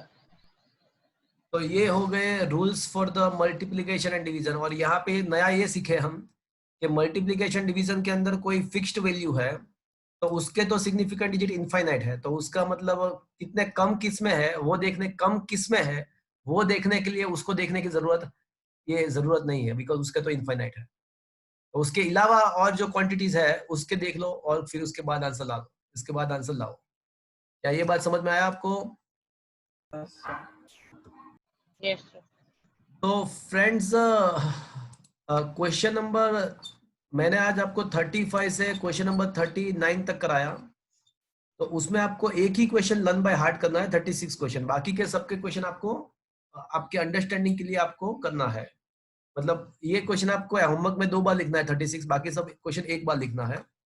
तो उसके कुछ न्यूमेरिकल्स है वो हम डिस्कस करेंगे. और एज ए आप देख सकते हो कि अभी एक 40 क्वेश्चन थ्योरी में, एक 40 क्वेश्चन ही बाकी बचा. बाकी 41 से तो वापस हमने कर दिया है. देखो डायमेंशनल एनालिसिस तो पूरा कर दिया है. Yes. तो क्वेश्चन नंबर 40 भी हम कर लेंगे आज के दिन में. बट उसके पहले कुछ न्यूमेरिकल्स इसके बेस पे है, सिग्निफिकेंट डिजिट्स के बेस पे, तो उसको पहले देख लेते हैं. illustrations I think we had done with the illustrations. illustration number 7 तक 8 9 10 भी हो गया है ना, 11 भी हो गया, 12 भी हो गया. ये 11 illustration number 13 बाकी है एंड 14 बाकी है. तो फ्रेंड्स एक बार आप देख लो तो illustration number 13 एंड 13 देख लो पहले. देखो, a side of a cube is measured to be a 7.203 meter. What is the total surface area? चलो मुझे ये बताओ कि क्यूब है तो क्यूब के कितने फेसेस होते हैं? 6. सो क्यूब इज 6. हाँ 6 फेसेस दे इट हैव। और हर एक फेस का एरिया कितना होता है? Every face of the cube is a square. तो हर एक फेस का एल स्क्वायर होता है, तो ऐसे 6 फेसेस है तो total area of the cube is a 6 L square. अब देखो आपका आंसर जो है ना वो कैलकुलेटर से ऐसा आता है, बट क्वेश्चन ऐसा है कि considering the significant appropriate significant figure ऐसा लिखा हुआ है। तो देखो यहाँ पे 6 इंटू एल इंटू एल है, 6 इंटू एल इंटू एल। तो मुझे ये बताओ कि 6 के अंदर कितने डिजिट्स है, सिग्निफिकेंट डिजिट्स? इनफाइनाइट। हाँ बच्चे कभी कभी 1 बोलते हैं, 1 नहीं आएगा, इसके नंबर ऑफ सिग्निफिकेंट इनफाइनाइट है। क्या ये बात समझ में आया? Yes, yes sir. और Yes. एल में कितने हैं? 3 क्या 3? 4. 4 4 4. और एल में 4 है, तो ये एक इनफाइनाइट 4 4, तो मतलब मिनिमम कितना है? ये 3 में 4 ही है, 4. तो इसका मतलब आंसर किस में आना चाहिए? 4 आना चाहिए। तो ये रहा 3311.3। Is that clear to you? That is the final. Yes sir. Yes. आपको इसका क्यूब का ये क्यूब का वॉल्यूम भी निकालना है। क्यूब का वॉल्यूम, हाँ बोलो। सर इसको साइंटिफिक नोटेशन में लिखने का नहीं? साइंटिफिक नोटेशन में अगर लिखना है तो आप ऐसे लिख सकते हो। वो तो कब वो साइंटिफिक नोटेशन का बात कब आता था पता है आपको? जब आप यूनिट चेंज करते हो, यूनिट जैसे सेंटीमीटर में से मिलीमीटर में करते हो, मिलीमीटर में से माइक्रोमीटर में कन्वर्ट करते हो, ओके तो at that time scientific notation आपको बेटर रहेगा। बिकॉज अगर वहां पे क्या होता था कि अगर साइंटिफिक नोटेशन यूज नहीं करते ना तो क्या होता कि वो चेंज हो जाता, चेंज। यस वो ना हो इसलिए हम करते थे। Is that clear? Okay sir. और ये इसके क्यूब भी निकालना है, वॉल्यूम भी, वॉल्यूम मत निकालना है तो वॉल्यूम का मतलब वो एल क्यूब, तो वॉल्यूम भी निकाल सकते हो आप एल क्यूब। उसमें भी आपको क्या करना है कि 4 डिजिट तक रखना है टोटल। तो वॉल्यूम मिलेगा आपको 373.714 something something something metre cube. But आपको लिखना है क्या? 4 डिजिट ही होने चाहिए आपके आंसर में, तो इस टाइप से आप आंसर लिख सकते हो। क्वेश्चन नंबर 14 देख लो, क्या उसको करवाने की जरूरत है? मुझे देखो तो एक बार।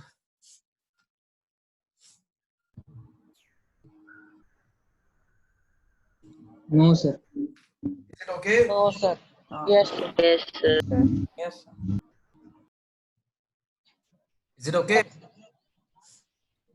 और बाकी 15, Yes. 16, 17 हमने करवा दिया है, राइट? यस हाँ, सर। sir. अब पूरे हाँ, illustration of this chapter is over, right? Yes, sir. Illustration अभी एक भी बाकी नहीं है, सारे खत्म हो गए। अब एक्सरसाइज में देखते हैं, तो मैंने 1 2 होमवर्क में दिया होगा, 3 4 5 6 7 8 9 तक सब करवा दिया है। ओके, ये क्वेश्चन नंबर 10 पे आ जाओ। क्वेश्चन नंबर 9 वैसे बाकी होगा, क्वेश्चन नंबर 9 बाकी है, बट अभी क्वेश्चन नंबर 10 पे आ जाओ। तो state the number of significant figures in the following. देखो ये पहला जो है उसमें 0.007 में कितने नंबर ऑफ सिग्निफिकेंट डिजिट्स है?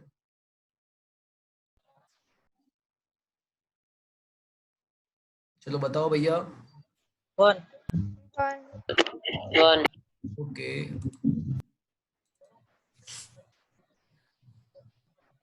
तेरा मुझसे है पहले का नाता कोई यूं ही नहीं लगाता कोई जाने तुम जानना।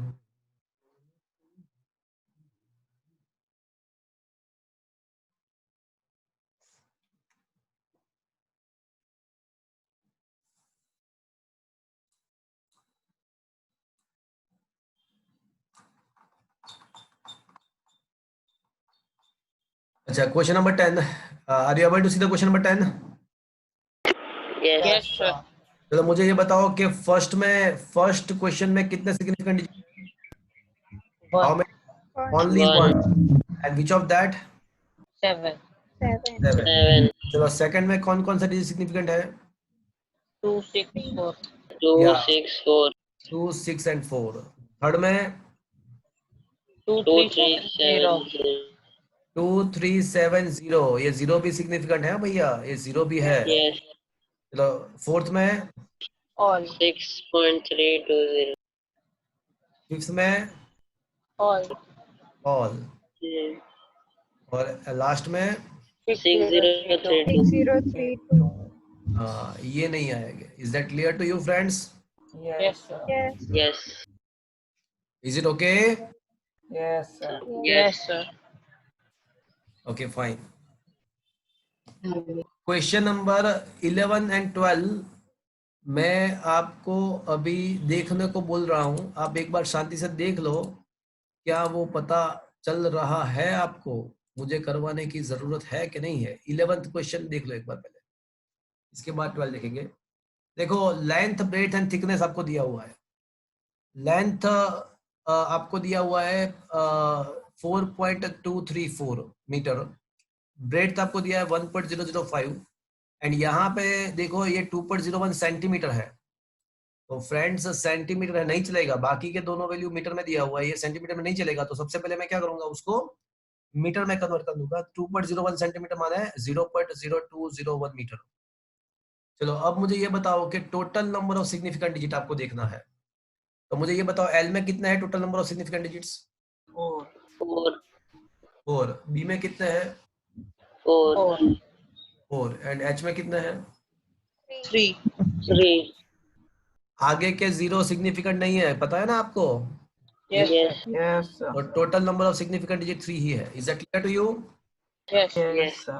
आंसर कितने डिजिट में आना चाहिए? 3. 3।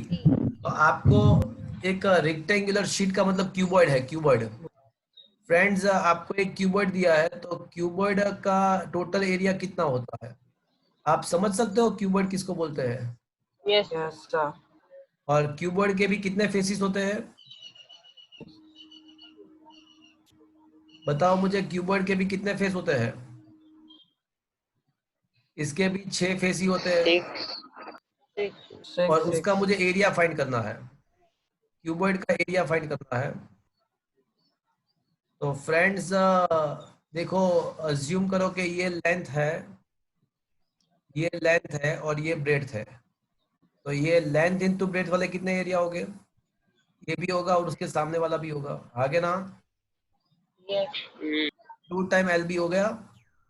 Yes, sir. और अज्यूम करो कि ये एच है, ये बी है और ये एच है। तो बी इंटू एच वाले कितने हो गए? वो भी 2 plus 2 times B H. Is that clear to you? और एक आगे पीछे होगा वो एल एच होगा, ये एल है ये एच है, तो आगे 2. पीछे वाले जो है वो एल एच है, और 2 बार ऐसा है, मतलब 2 times L B, 2 times B H, 2 times H L. ये समझ में आया आपको? Yes, sir. तो ये रेक्टेंगुलर शीट का टोटल एरिया पता चला ये आपको। Yes, sir. अब क्या करना है आपको, कैलकुलेटर से आपको कैलकुलेट कर देना है और मल्टीप्लाई बाय 2 भी करना है, और जो भी आंसर आया उसको रखो अभी। अब सोचो कि कितने डिजिट में लिखना है। 3. 3. हाँ, तो minimum significant figure is given, the value are 3, so that the answer should be rounded off to the 3 digit, and the final answer ये गलत लिखा है। क्या आंसर आना चाहिए?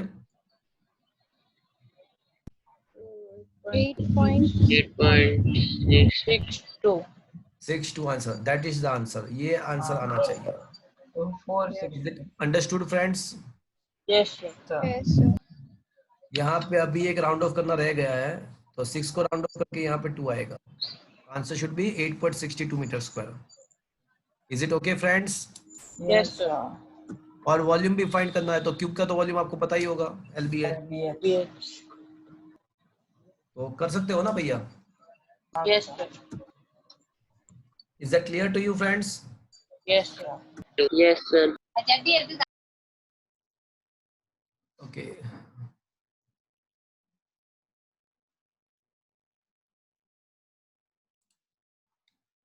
फ्रेंड्स ये क्वेश्चन नंबर 12 एक बार रीड करो, देखो ना।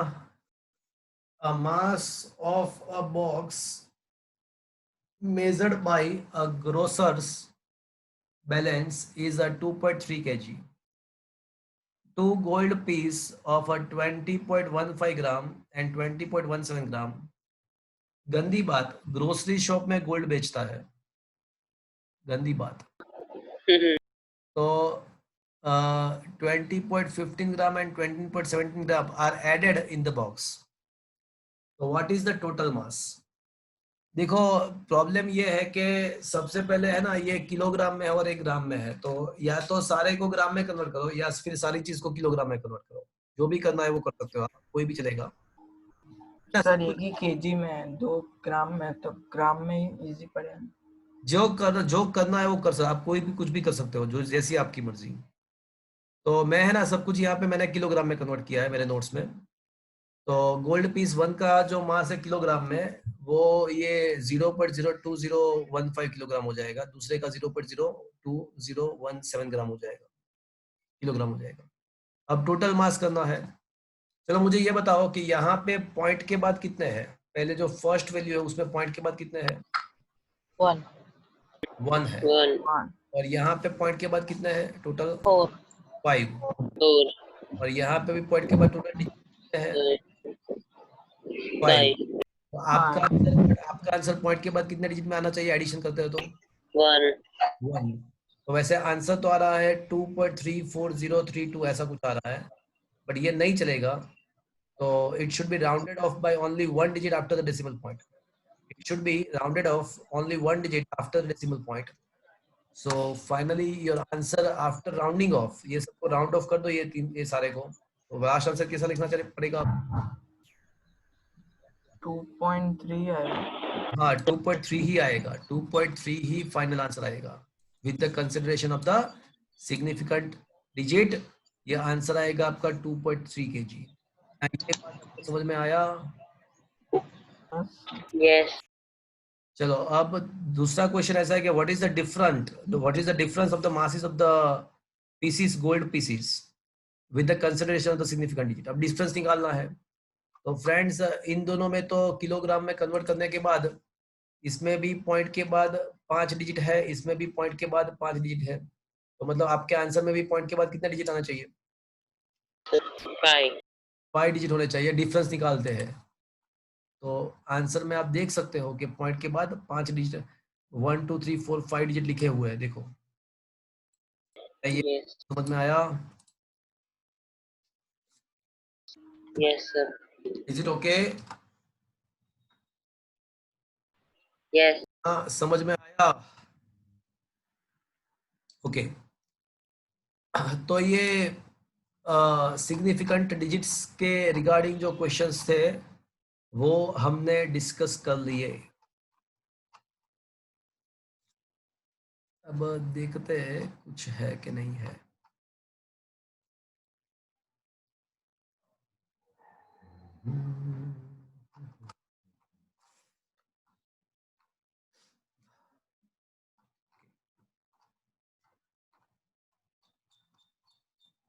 तो कुछ न्यूमेरिकल्स एक्सरसाइज के अभी बाकी है, तो वो हम अब 1 by 1 पहले से देख लेते हैं कौन कौन से बाकी है। इलस्ट्रेशन सारे हमने खत्म कर दिए, एक्सरसाइज के कुछ न्यूमेरिकल्स बाकी है, तो वो अभी देख लेते हैं कौन कौन से बाकी है और 1 by 1 उसको क्लियर भी कर लेते हैं।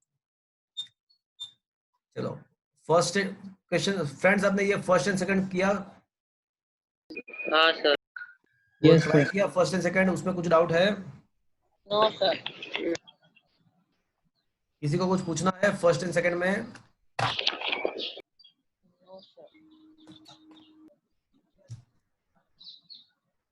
तो फर्स्ट सेकंड में कुछ पूछना है? लास्ट कॉल, एक बार ट्राई करना, प्रोबेबली उसमें कोई दिक्कत नहीं आएगा आपको, प्रोबेबली आपको आ जाएगा। कोई थोड़ा देखोगे आप, थोड़ा ट्राई करोगे तो डेफिनेटली ये सारे क्वेश्चन आप कर सको, ऐसा है। ओके थर्ड क्वेश्चन मैंने किया, M I right? Yes, sir. हो गया. Yes. फोर्थ मैंने आपको होमवर्क में दिया होगा, वो कंपैरिजन वाला Yes. क्वेश्चन है। Yes, हाँ। sir.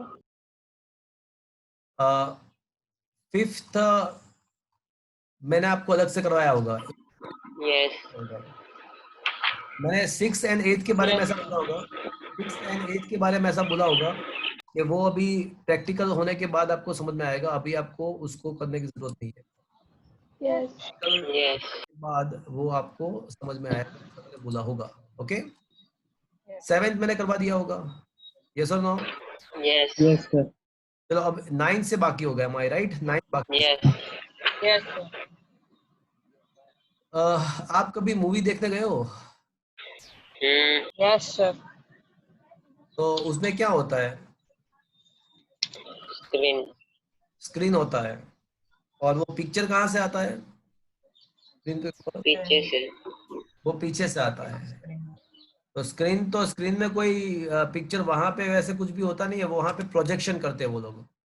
मूवी में स्क्रीन के ऊपर पिक्चर का प्रोजेक्शन होता है. वैसे स्क्रीन में कुछ भी नहीं होता. वहां पे कोई इलेक्ट्रॉनिक्स डिवाइस नहीं होता है. मैं क्या बोल रहा हूँ समझ में आ रहा है आपको? Yes. तो वो प्रोजेक्शन ही होता है. वो इसी टाइप का चीज यहाँ पे है कि एक फोटोग्राफ है हाउस का और उसका एरिया, फोटोग्राफ का एरिया दिया हुआ है कि 1.75 सेंटीमीटर स्क्वायर. वो कौन से लेंथ के स्लाइड पे है तो उसका कोई मायने नहीं रखता. वो कौन से स्लाइड पे है उसका कोई मायने नहीं रखता है. The slide is projected to the screen of the area 1.55 metre square. मतलब फोटोग्राफ कितने का था? 1.75. Actual area of the object. The area of the object को मैं बोलते हूँ सपोज के AO बोलता हूँ.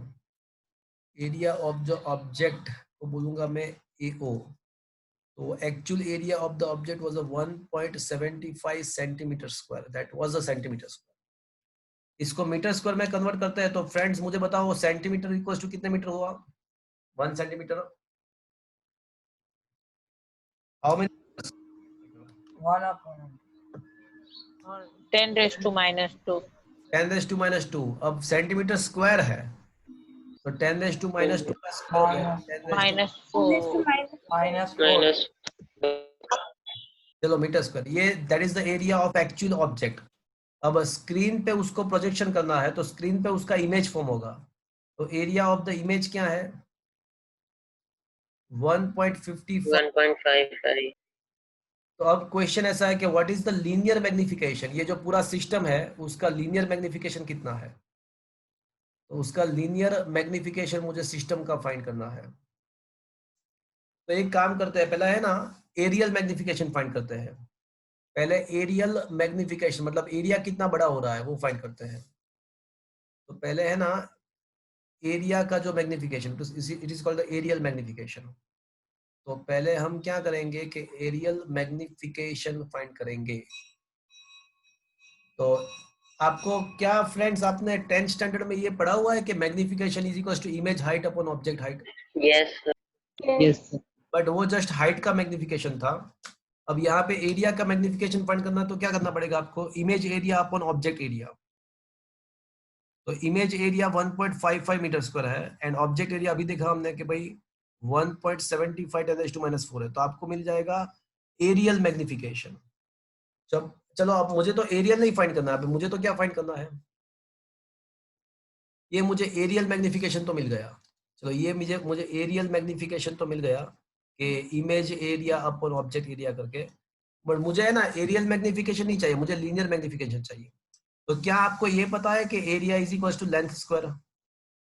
अगर कोई स्क्वायर शीट तो लेंथ फाइंड करने के लिए आपको क्या करना पड़ेगा?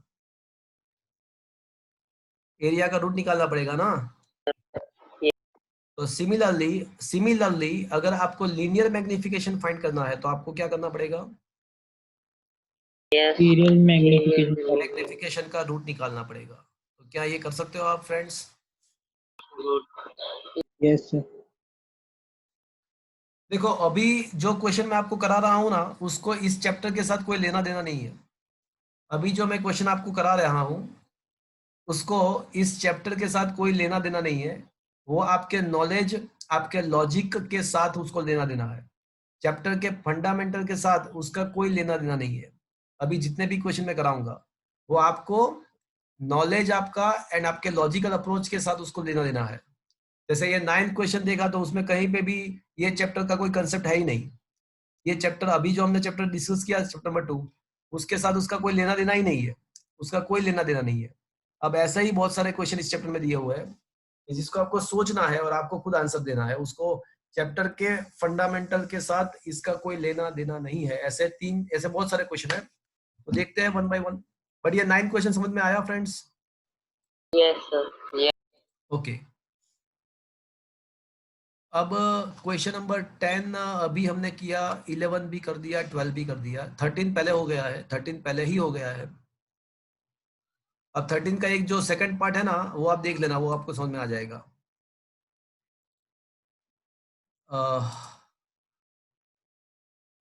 तो इसको सेकंड पार्ट में ऐसा है कि देखो यहाँ पे परसेंटेज एरर है ना 13 मिला, परसेंटेज एरर 13 मिला, मतलब इसमें कितने सिग्निफिकेंट डिजिट है?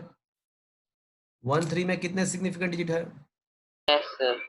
नहीं, मुझे ये बताओ 13 में 2 सिग्निफिकेंट डिजिट है। तो अब ऐसा बोला है कि परसेंटेज एरर में जितने सिग्निफिकेंट डिजिट हो उतने डिजिट में इसको राउंड ऑफ करना, ये वैल्यू को 3.763 को, तो उसको 2 डिजिट में राउंड ऑफ करना है, तो उसका आंसर क्या आएगा? 3.7. 3.8 हो जाएगा। तो वो सेकंड पार्ट जो बाकी था वो भी अब खत्म हो गया। Is that clear? Yes sir. Yes. चलो, मैंने 14 पहले ही करवा दिया होगा, अब 15 करवाया बाकी है? बाकी है। 15 बाकी है, श्योर? Yes, sir. ओके, अच्छा 14 करवा दिया, बाकी है 14? करवा दिया। करवा करवा दिया। दिया। करवा दिया। ओके फाइन, अब 15 पे आ जाओ। तो 15th क्वेश्चन ऐसा है, देखो उसका क्वेश्चन आप रीड करो और मुझे बताओ क्या समझ में आया आपको। क्वेश्चन वैसे बहुत बड़ा है बट आंसर तो एक ही स्टेप का है, बट क्वेश्चन शांति से रीड करो। मैं अभी पानी पी के आता हूँ, आप रीड करो क्वेश्चन शांति से और सोचो कि क्या कहना क्या चाहते हो वो लोग।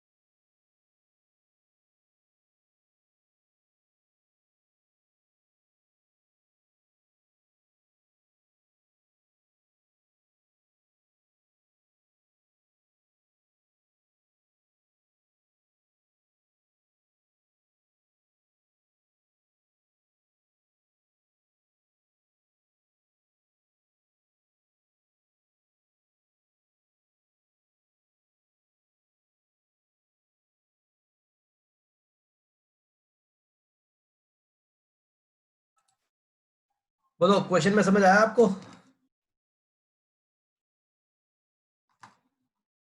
Friends, am I audible to you? Yes sir. चलो, क्वेश्चन ऐसा है कि एक आइंस्टाइन का रिलेटिविटी का थ्योरी है, वो एक बच्चे ने पढ़ा और उसका एक इक्वेशन भी था तो वो इक्वेशन वो स्टूडेंट ने लिखने का ट्राई किया, बट वो कुछ भूल गया। बच्चे ने इक्वेशन लिखा m equals to m not 1 minus V square raise to 1/2, but वो कहीं पे उसको ये पता था कि कहीं पे वेलोसिटी ऑफ द लाइट का यूज हो रहा है इक्वेशन में। वेलोसिटी ऑफ द लाइट सी का यूज हो रहा है, बट कहाँ पे हो रहा है वो भूल गया। तो आपको बताना है उसको कि कहाँ पे उसका यूज होना चाहिए, सी का, वेलोसिटी ऑफ लाइट का। वो डायमेंशनली आपको सोच के बताना है कि कहाँ पे यूज होना चाहिए। तो फ्रेंड्स, हम पहले एक काम करते हैं, ये डिनोमिनेटर को देखते हैं। तो डिनोमिनेटर में एक साइड 1 है, एक साइड वी स्क्वायर है। वेदर ये क्या ये पॉसिबल है? 1 एंड वी स्क्वायर का सब्ट्रैक्शन पॉसिबल है? सब्ट्रैक्शन एंड एडिशन उसी का हो सकता है कि जिसके डायमेंशन सेम हो। तो 1 तो डायमेंशनल लेस है, और वेलोसिटी का स्क्वायर तो डायमेंशन होगा उसका कुछ ना कुछ। तो क्या ये पॉसिबल है? पहली बात तो ये नो नो। तो क्या करना चाहिए? तो ये दोनों टर्म्स के डायमेंशन सेम होने चाहिए। तो एक रास्ता ऐसा है कि ये 1 माइनस वी स्क्वायर के बदले एक्चुअली वो सी स्क्वायर माइनस वी स्क्वायर हो जाए तो काम हो जाएगा। देखो, सी स्क्वायर माइनस वी स्क्वायर हो जाए तो काम हो जाएगा। तो पहला हमारा जो आइडिया है वो हमको ऐसा लिखना, ऐसा आइडिया आना चाहिए कि भाई ये डिनोमिनेटर में कुछ गलत है, तो हम करेंगे, एक काम करेंगे, सी स्क्वायर माइनस वी स्क्वायर कर देंगे तो काम हो जाएगा। बट तो भी काम नहीं होगा। पूछो क्यों? तो भी प्रॉब्लम सॉल्व नहीं होगा। पूछो क्यों? क्यों? क्योंकि देखो, अब लेफ्ट हैंड साइड है ना, मास है, और राइट साइड न्यूमरेटर में तो मास आ ही गया है। तो आपका डिनोमिनेटर डेफिनेटली डायमेंशनल लेस ही होना चाहिए। डिनोमिनेटर डायमेंशनल लेस ही होना चाहिए, तो ही लेफ्ट हैंड साइड का डायमेंशन एंड राइट साइड का डायमेंशन सेम हो जाएगा, अगर डिनोमिनेटर डायमेंशन लेस है। बट जब आप ये सी स्क्वायर माइनस वी स्क्वायर लिखते हो तो डिनोमिनेटर में डायमेंशन रहेंगे, कुछ ना कुछ मीटर पर सेकंड जैसे रहेंगे, मतलब कुछ ना कुछ डायमेंशन रहेंगे। मतलब denominator must be dimensional less, other than the left hand and right side का डायमेंशन सेम ही हो जाए तो ही सेम होगा। तो मतलब ये नहीं चलेगा, डिनोमिनेटर का तो डायमेंशन नहीं होना चाहिए, होना ही नहीं चाहिए, तो ही लेफ्ट एंड राइट का डायमेंशन सेम होगा। तो यहाँ पे तो 1 ही रखना है। तो और एक चीज कर सकते हैं। अब मुझे बताओ क्या कर सकते हैं? Divide. V square by C square लिख दे तो काम हो जाएगा। देखो, तो अब देखो, यस सर। तो काम हो जाएगा। तो ये 1 भी डायमेंशनल लेस है एंड v बाई सी भी डायमेंशनल लेस है, और पूरा डिनोमिनेटर भी डायमेंशनल लेस हो जाएगा। तो left hand side and right side दोनों का डायमेंशन मास का हो जाएगा। तो अब ये क्लियर है। तो क्वेश्चन ऐसा था कि सी का वैल्यू कहाँ पे प्लेस करना है, दैट्स इट, और कुछ भी नहीं था इसमें। Is that clear to you friends? Yes sir. Yes तो ये क्वेश्चन बहुत बड़ा था, बट इसका आंसर तो एक ही स्टेप का था। समझ में आया friends? Yes sir. Okay. Question number 16, 17, 18, 19, 20, 21, 22। एक लेक्चर लेना पड़ेगा मुझे, अभी एक लेक्चर तो लेना पड़ेगा। यस। कोई बात नहीं, चलो क्वेश्चन नंबर 25 पे आ जाओ। क्वेश्चन नंबर 25 पे आ जाओ। Look at the question number 25। उसमें भी वही है, बहुत बड़ा बड़ा क्वेश्चन लिखा हुआ है, बट लास्ट में ऐसा पूछा है कि ये इसमें क्या गलत है, तो क्या सही करना चाहिए। वही मतलब अभी जो किया उसी टाइप का क्वेश्चन है। चलो, tan theta is equal to v लिखा है, तो क्या ये पॉसिबल है? आपको पता है कि ट्राइगोनोमेट्रिक फंक्शन कैसे होते हैं, डायमेंशन लेस। और ये तो लेफ्ट हैंड साइड तो डायमेंशनल लेस है और राइट साइड तो वेलोसिटी है, डायमेंशन है। तो ये यस। क्या ये इक्वेशन सही होगा? नो। नो। तो अगर इसको सही करना है तो हम क्या करेंगे, हम है ना v बाई यू कर देंगे, where u is the initial velocity. तो अब ये दोनों साइड अब इक्वल हो यस। जाएगा। देखो, अब दोनों साइड इक्वल हो जाएगा। Is that clear? Is it okay now? Yes sir. Yes.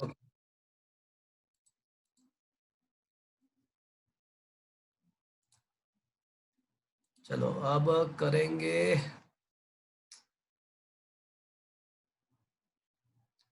26 7 नहीं करेंगे, 28 भी नहीं करेंगे, 29 30 एंड 31, ये 3 क्वेश्चन अभी हम कर सकते हैं, ये तीनों फटाफट हो जाएंगे। 29 30 एंड 31। ओके, देखो फ्रेंड, ऐसा है कि laser is the source of a very intense monochromatic and unidirectional beam of light.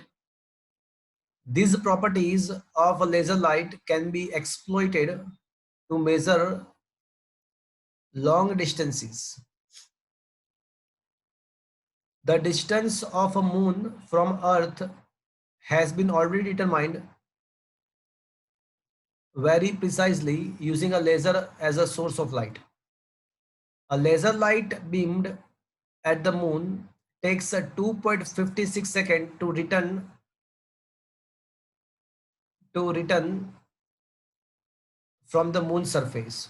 How much the radius of the lunar orbit around the earth? मतलब मून का जो ऑर्बिट है उसका रेडियस कितना होगा अर्थ के आसपास। तो फ्रेंड्स, हमको यहाँ पे ऐसा दिया हुआ है कि पहले तो लेजर के बारे में इंफॉर्मेशन दिया हुआ है और उसके बाद ऐसा बताया है कि अर्थ पे से अगर मून पे हम लेजर लाइट को थ्रो करेंगे तो रिटर्न होके वापस आए। मतलब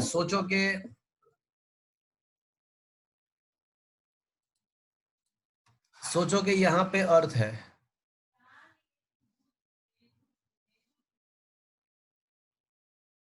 और यहाँ पे मून है, तो अर्थ से लेजर और मून आपको पता है कि वो रोटेट होता है अर्थ के अराउंड। तो आपको ये दिया गया है कि ये लाइट जाने के बाद वापस आता है, वो टाइम उनको दिया है। Just a minute.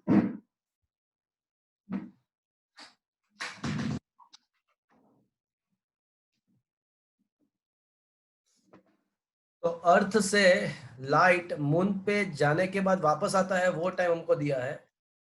कितना दिया है? 2.56 सेकेंड। तो अब मुझे ये बताओ कि खाली जाने का टाइम कितना होगा? अर्थ से मून तक जाने का टाइम कितना होगा? कितना होगा? 1.23 1.28 होगा। Is it okay? Yes, sir. Yes, sir. चलो, अब मुझे अर्थ से लेजर लाइट मून तक पहुंचता है वो टाइम मिल गया। अब आपको ये पता होगा कि स्पीड इज इक्वल टू क्या होता है?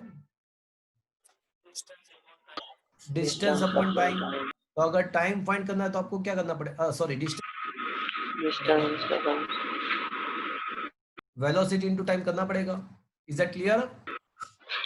yes अब जो लेजर लाइट है ना, वो तो आफ्टर ऑल वो लाइट ही है, मतलब उसका वेलोसिटी 3 इंटू 10⁻8 ही रहेगा। उसका वेलोसिटी तो 3 इंटू 10⁻8 ही रहेगा, because it is a velocity of light. And time कितना ले रहा है वो? तो 1.28 ले रहा है। तो बस इन दोनों का मल्टीप्लीकेशन कर दो तो आपको क्या मिल जाएगा? अर्थ से मून का डिस्टेंस मिल जाएगा। And this distance is not just a distance, it is also the lunar radius of the moon. क्या ये पता चला गया आपको? Yes, sir. मैंने बोला ना कि ये क्वेश्चंस को इस चैप्टर के साथ कोई लेना देना नहीं है, आपकी सोच के साथ इसका लेना देना है।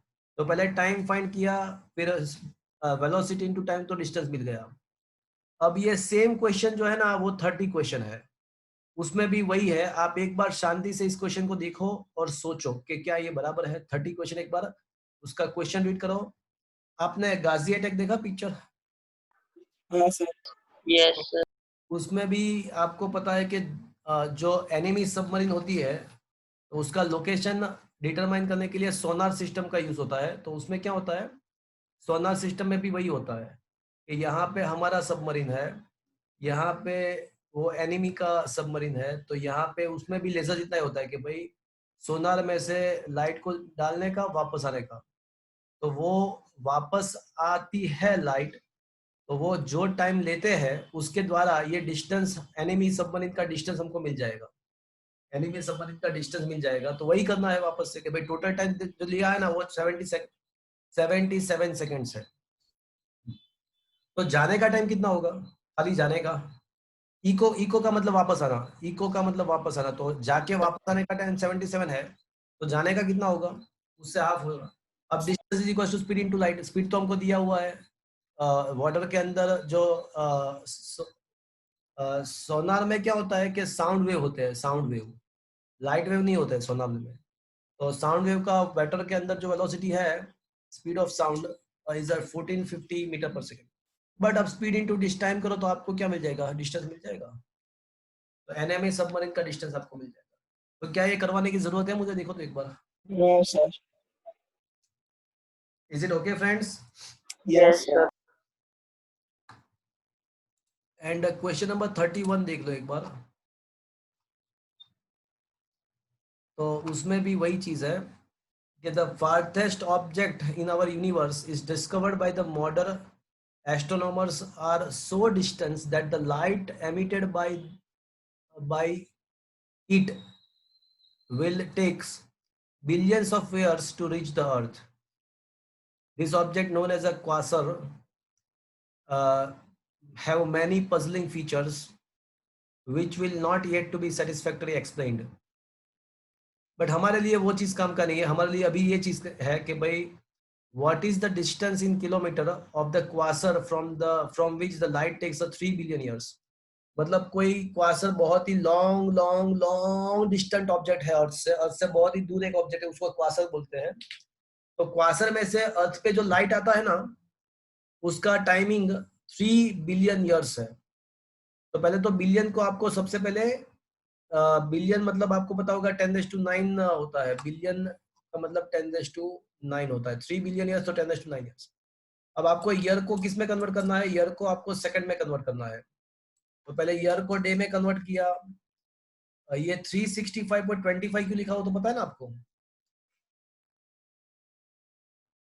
ईयर को डे में कन्वर्ट किया, डे को आवर में कन्वर्ट किया एंड आवर को सेकंड्स में कन्वर्ट किया। तो ये पूरा जो टाइमिंग है उसको मैंने सेकंड में कन्वर्ट कर दिया। तो मतलब क्वासर से उसका रेडिएशन अर्थ पे आए वो टाइम सेकंड में मिल गया। अब डिस्टेंस फाइंड करना है, तो distance is equal to velocity of the light into time. ये क्वासर में जो रेडिएशन है वो रेडिएशन तो वेलोसिटी है, और रेडिएशन जो है वो तो लाइट रेडिएशन है, तो उसका स्पीड तो 3 × 10⁻⁸ रहेगा। तो फ्रेंड्स आपको जस्ट उसका डिस्टेंस फाइंड करना है। आपको टाइम दिया हुआ है, वैसे टाइम ईयर में दिया हुआ है, तो उसको पहले सेकंड में हमने कन्वर्ट किया और फिर वेलोसिटी इनटू टाइम किया, तो हमको डिस्टेंस मिल जाएगा क्वासर का। तो वो डिस्टेंस आपको मिल गया। Is it clear to you friends? yes, sir. Yes, sir. तो फ्रेंड्स ये 32 क्वेश्चन आपको करना नहीं है, 32 तो मैंने करवा दिया, 32 तो मैंने करवा दिया आपको। इज इट डन ना 32? Yes, sir. Yes. ये 33, हाँ 33 क्वेश्चन आपको नहीं करना है। 30 डोंट डू दिस, इसको नहीं करना है आपको, ये करना ही नहीं है आपको। Okay. बोलो Okay, sir. 33 आपको नहीं करना है, वो जस्ट इंफॉर्मेशन के लिए दिया हुआ है। तो फ्रेंड्स एक लेक्चर तो लेना पड़ेगा मुझे अभी, एक आध घंटे का, तो उसमें कुछ न्यूमेरिकल्स बाकी, अदरवाइज ये चैप्टर पूरा खत्म ही हो गया है, वैसे ऐसा कह सकते हैं। तो कुछ न्यूमेरिकल्स बाकी है, एक थ्योरी का क्वेश्चन, उसमें भी वैसे उसमें भी न्यूमेरिकल ही है, तो वो एक थ्योरी क्वेश्चन बाकी है, कुछ न्यूमेरिकल बाकी है और एमसीक्यू बाकी है। तो हम अब थर्सडे को, आज कौन सा डे है, वेडनेसडे, हाँ, तो फ्राइडे के जो एज पर द शेड्यूल जो लेक्चर आता है, तो फ्राइडे ये सब खत्म हो जाएगा। Okay, Okay, sir. तो आज का सेशन मैं अभी खत्म कर रहा हूँ। Is it clear to you? Yes, sir. तो आज का सेशन यहाँ पे हम अभी यहाँ तक खत्म कर रहे हैं, और एक लेक्चर होने के बाद आपका एक 100 मार्क्स का सेकंड चैप्टर का एग्जाम होगा, एक सेकंड चैप्टर का Okay. एग्जाम होगा। तो आज का होमवर्क मैं वैसे अभी व्हाट्सएप में भेज देता हूँ, और be ready for the 100 marks examinations. Okay, तो आज का सेशन यहाँ पे अभी मैं खत्म कर रहा हूँ। Okay, bye.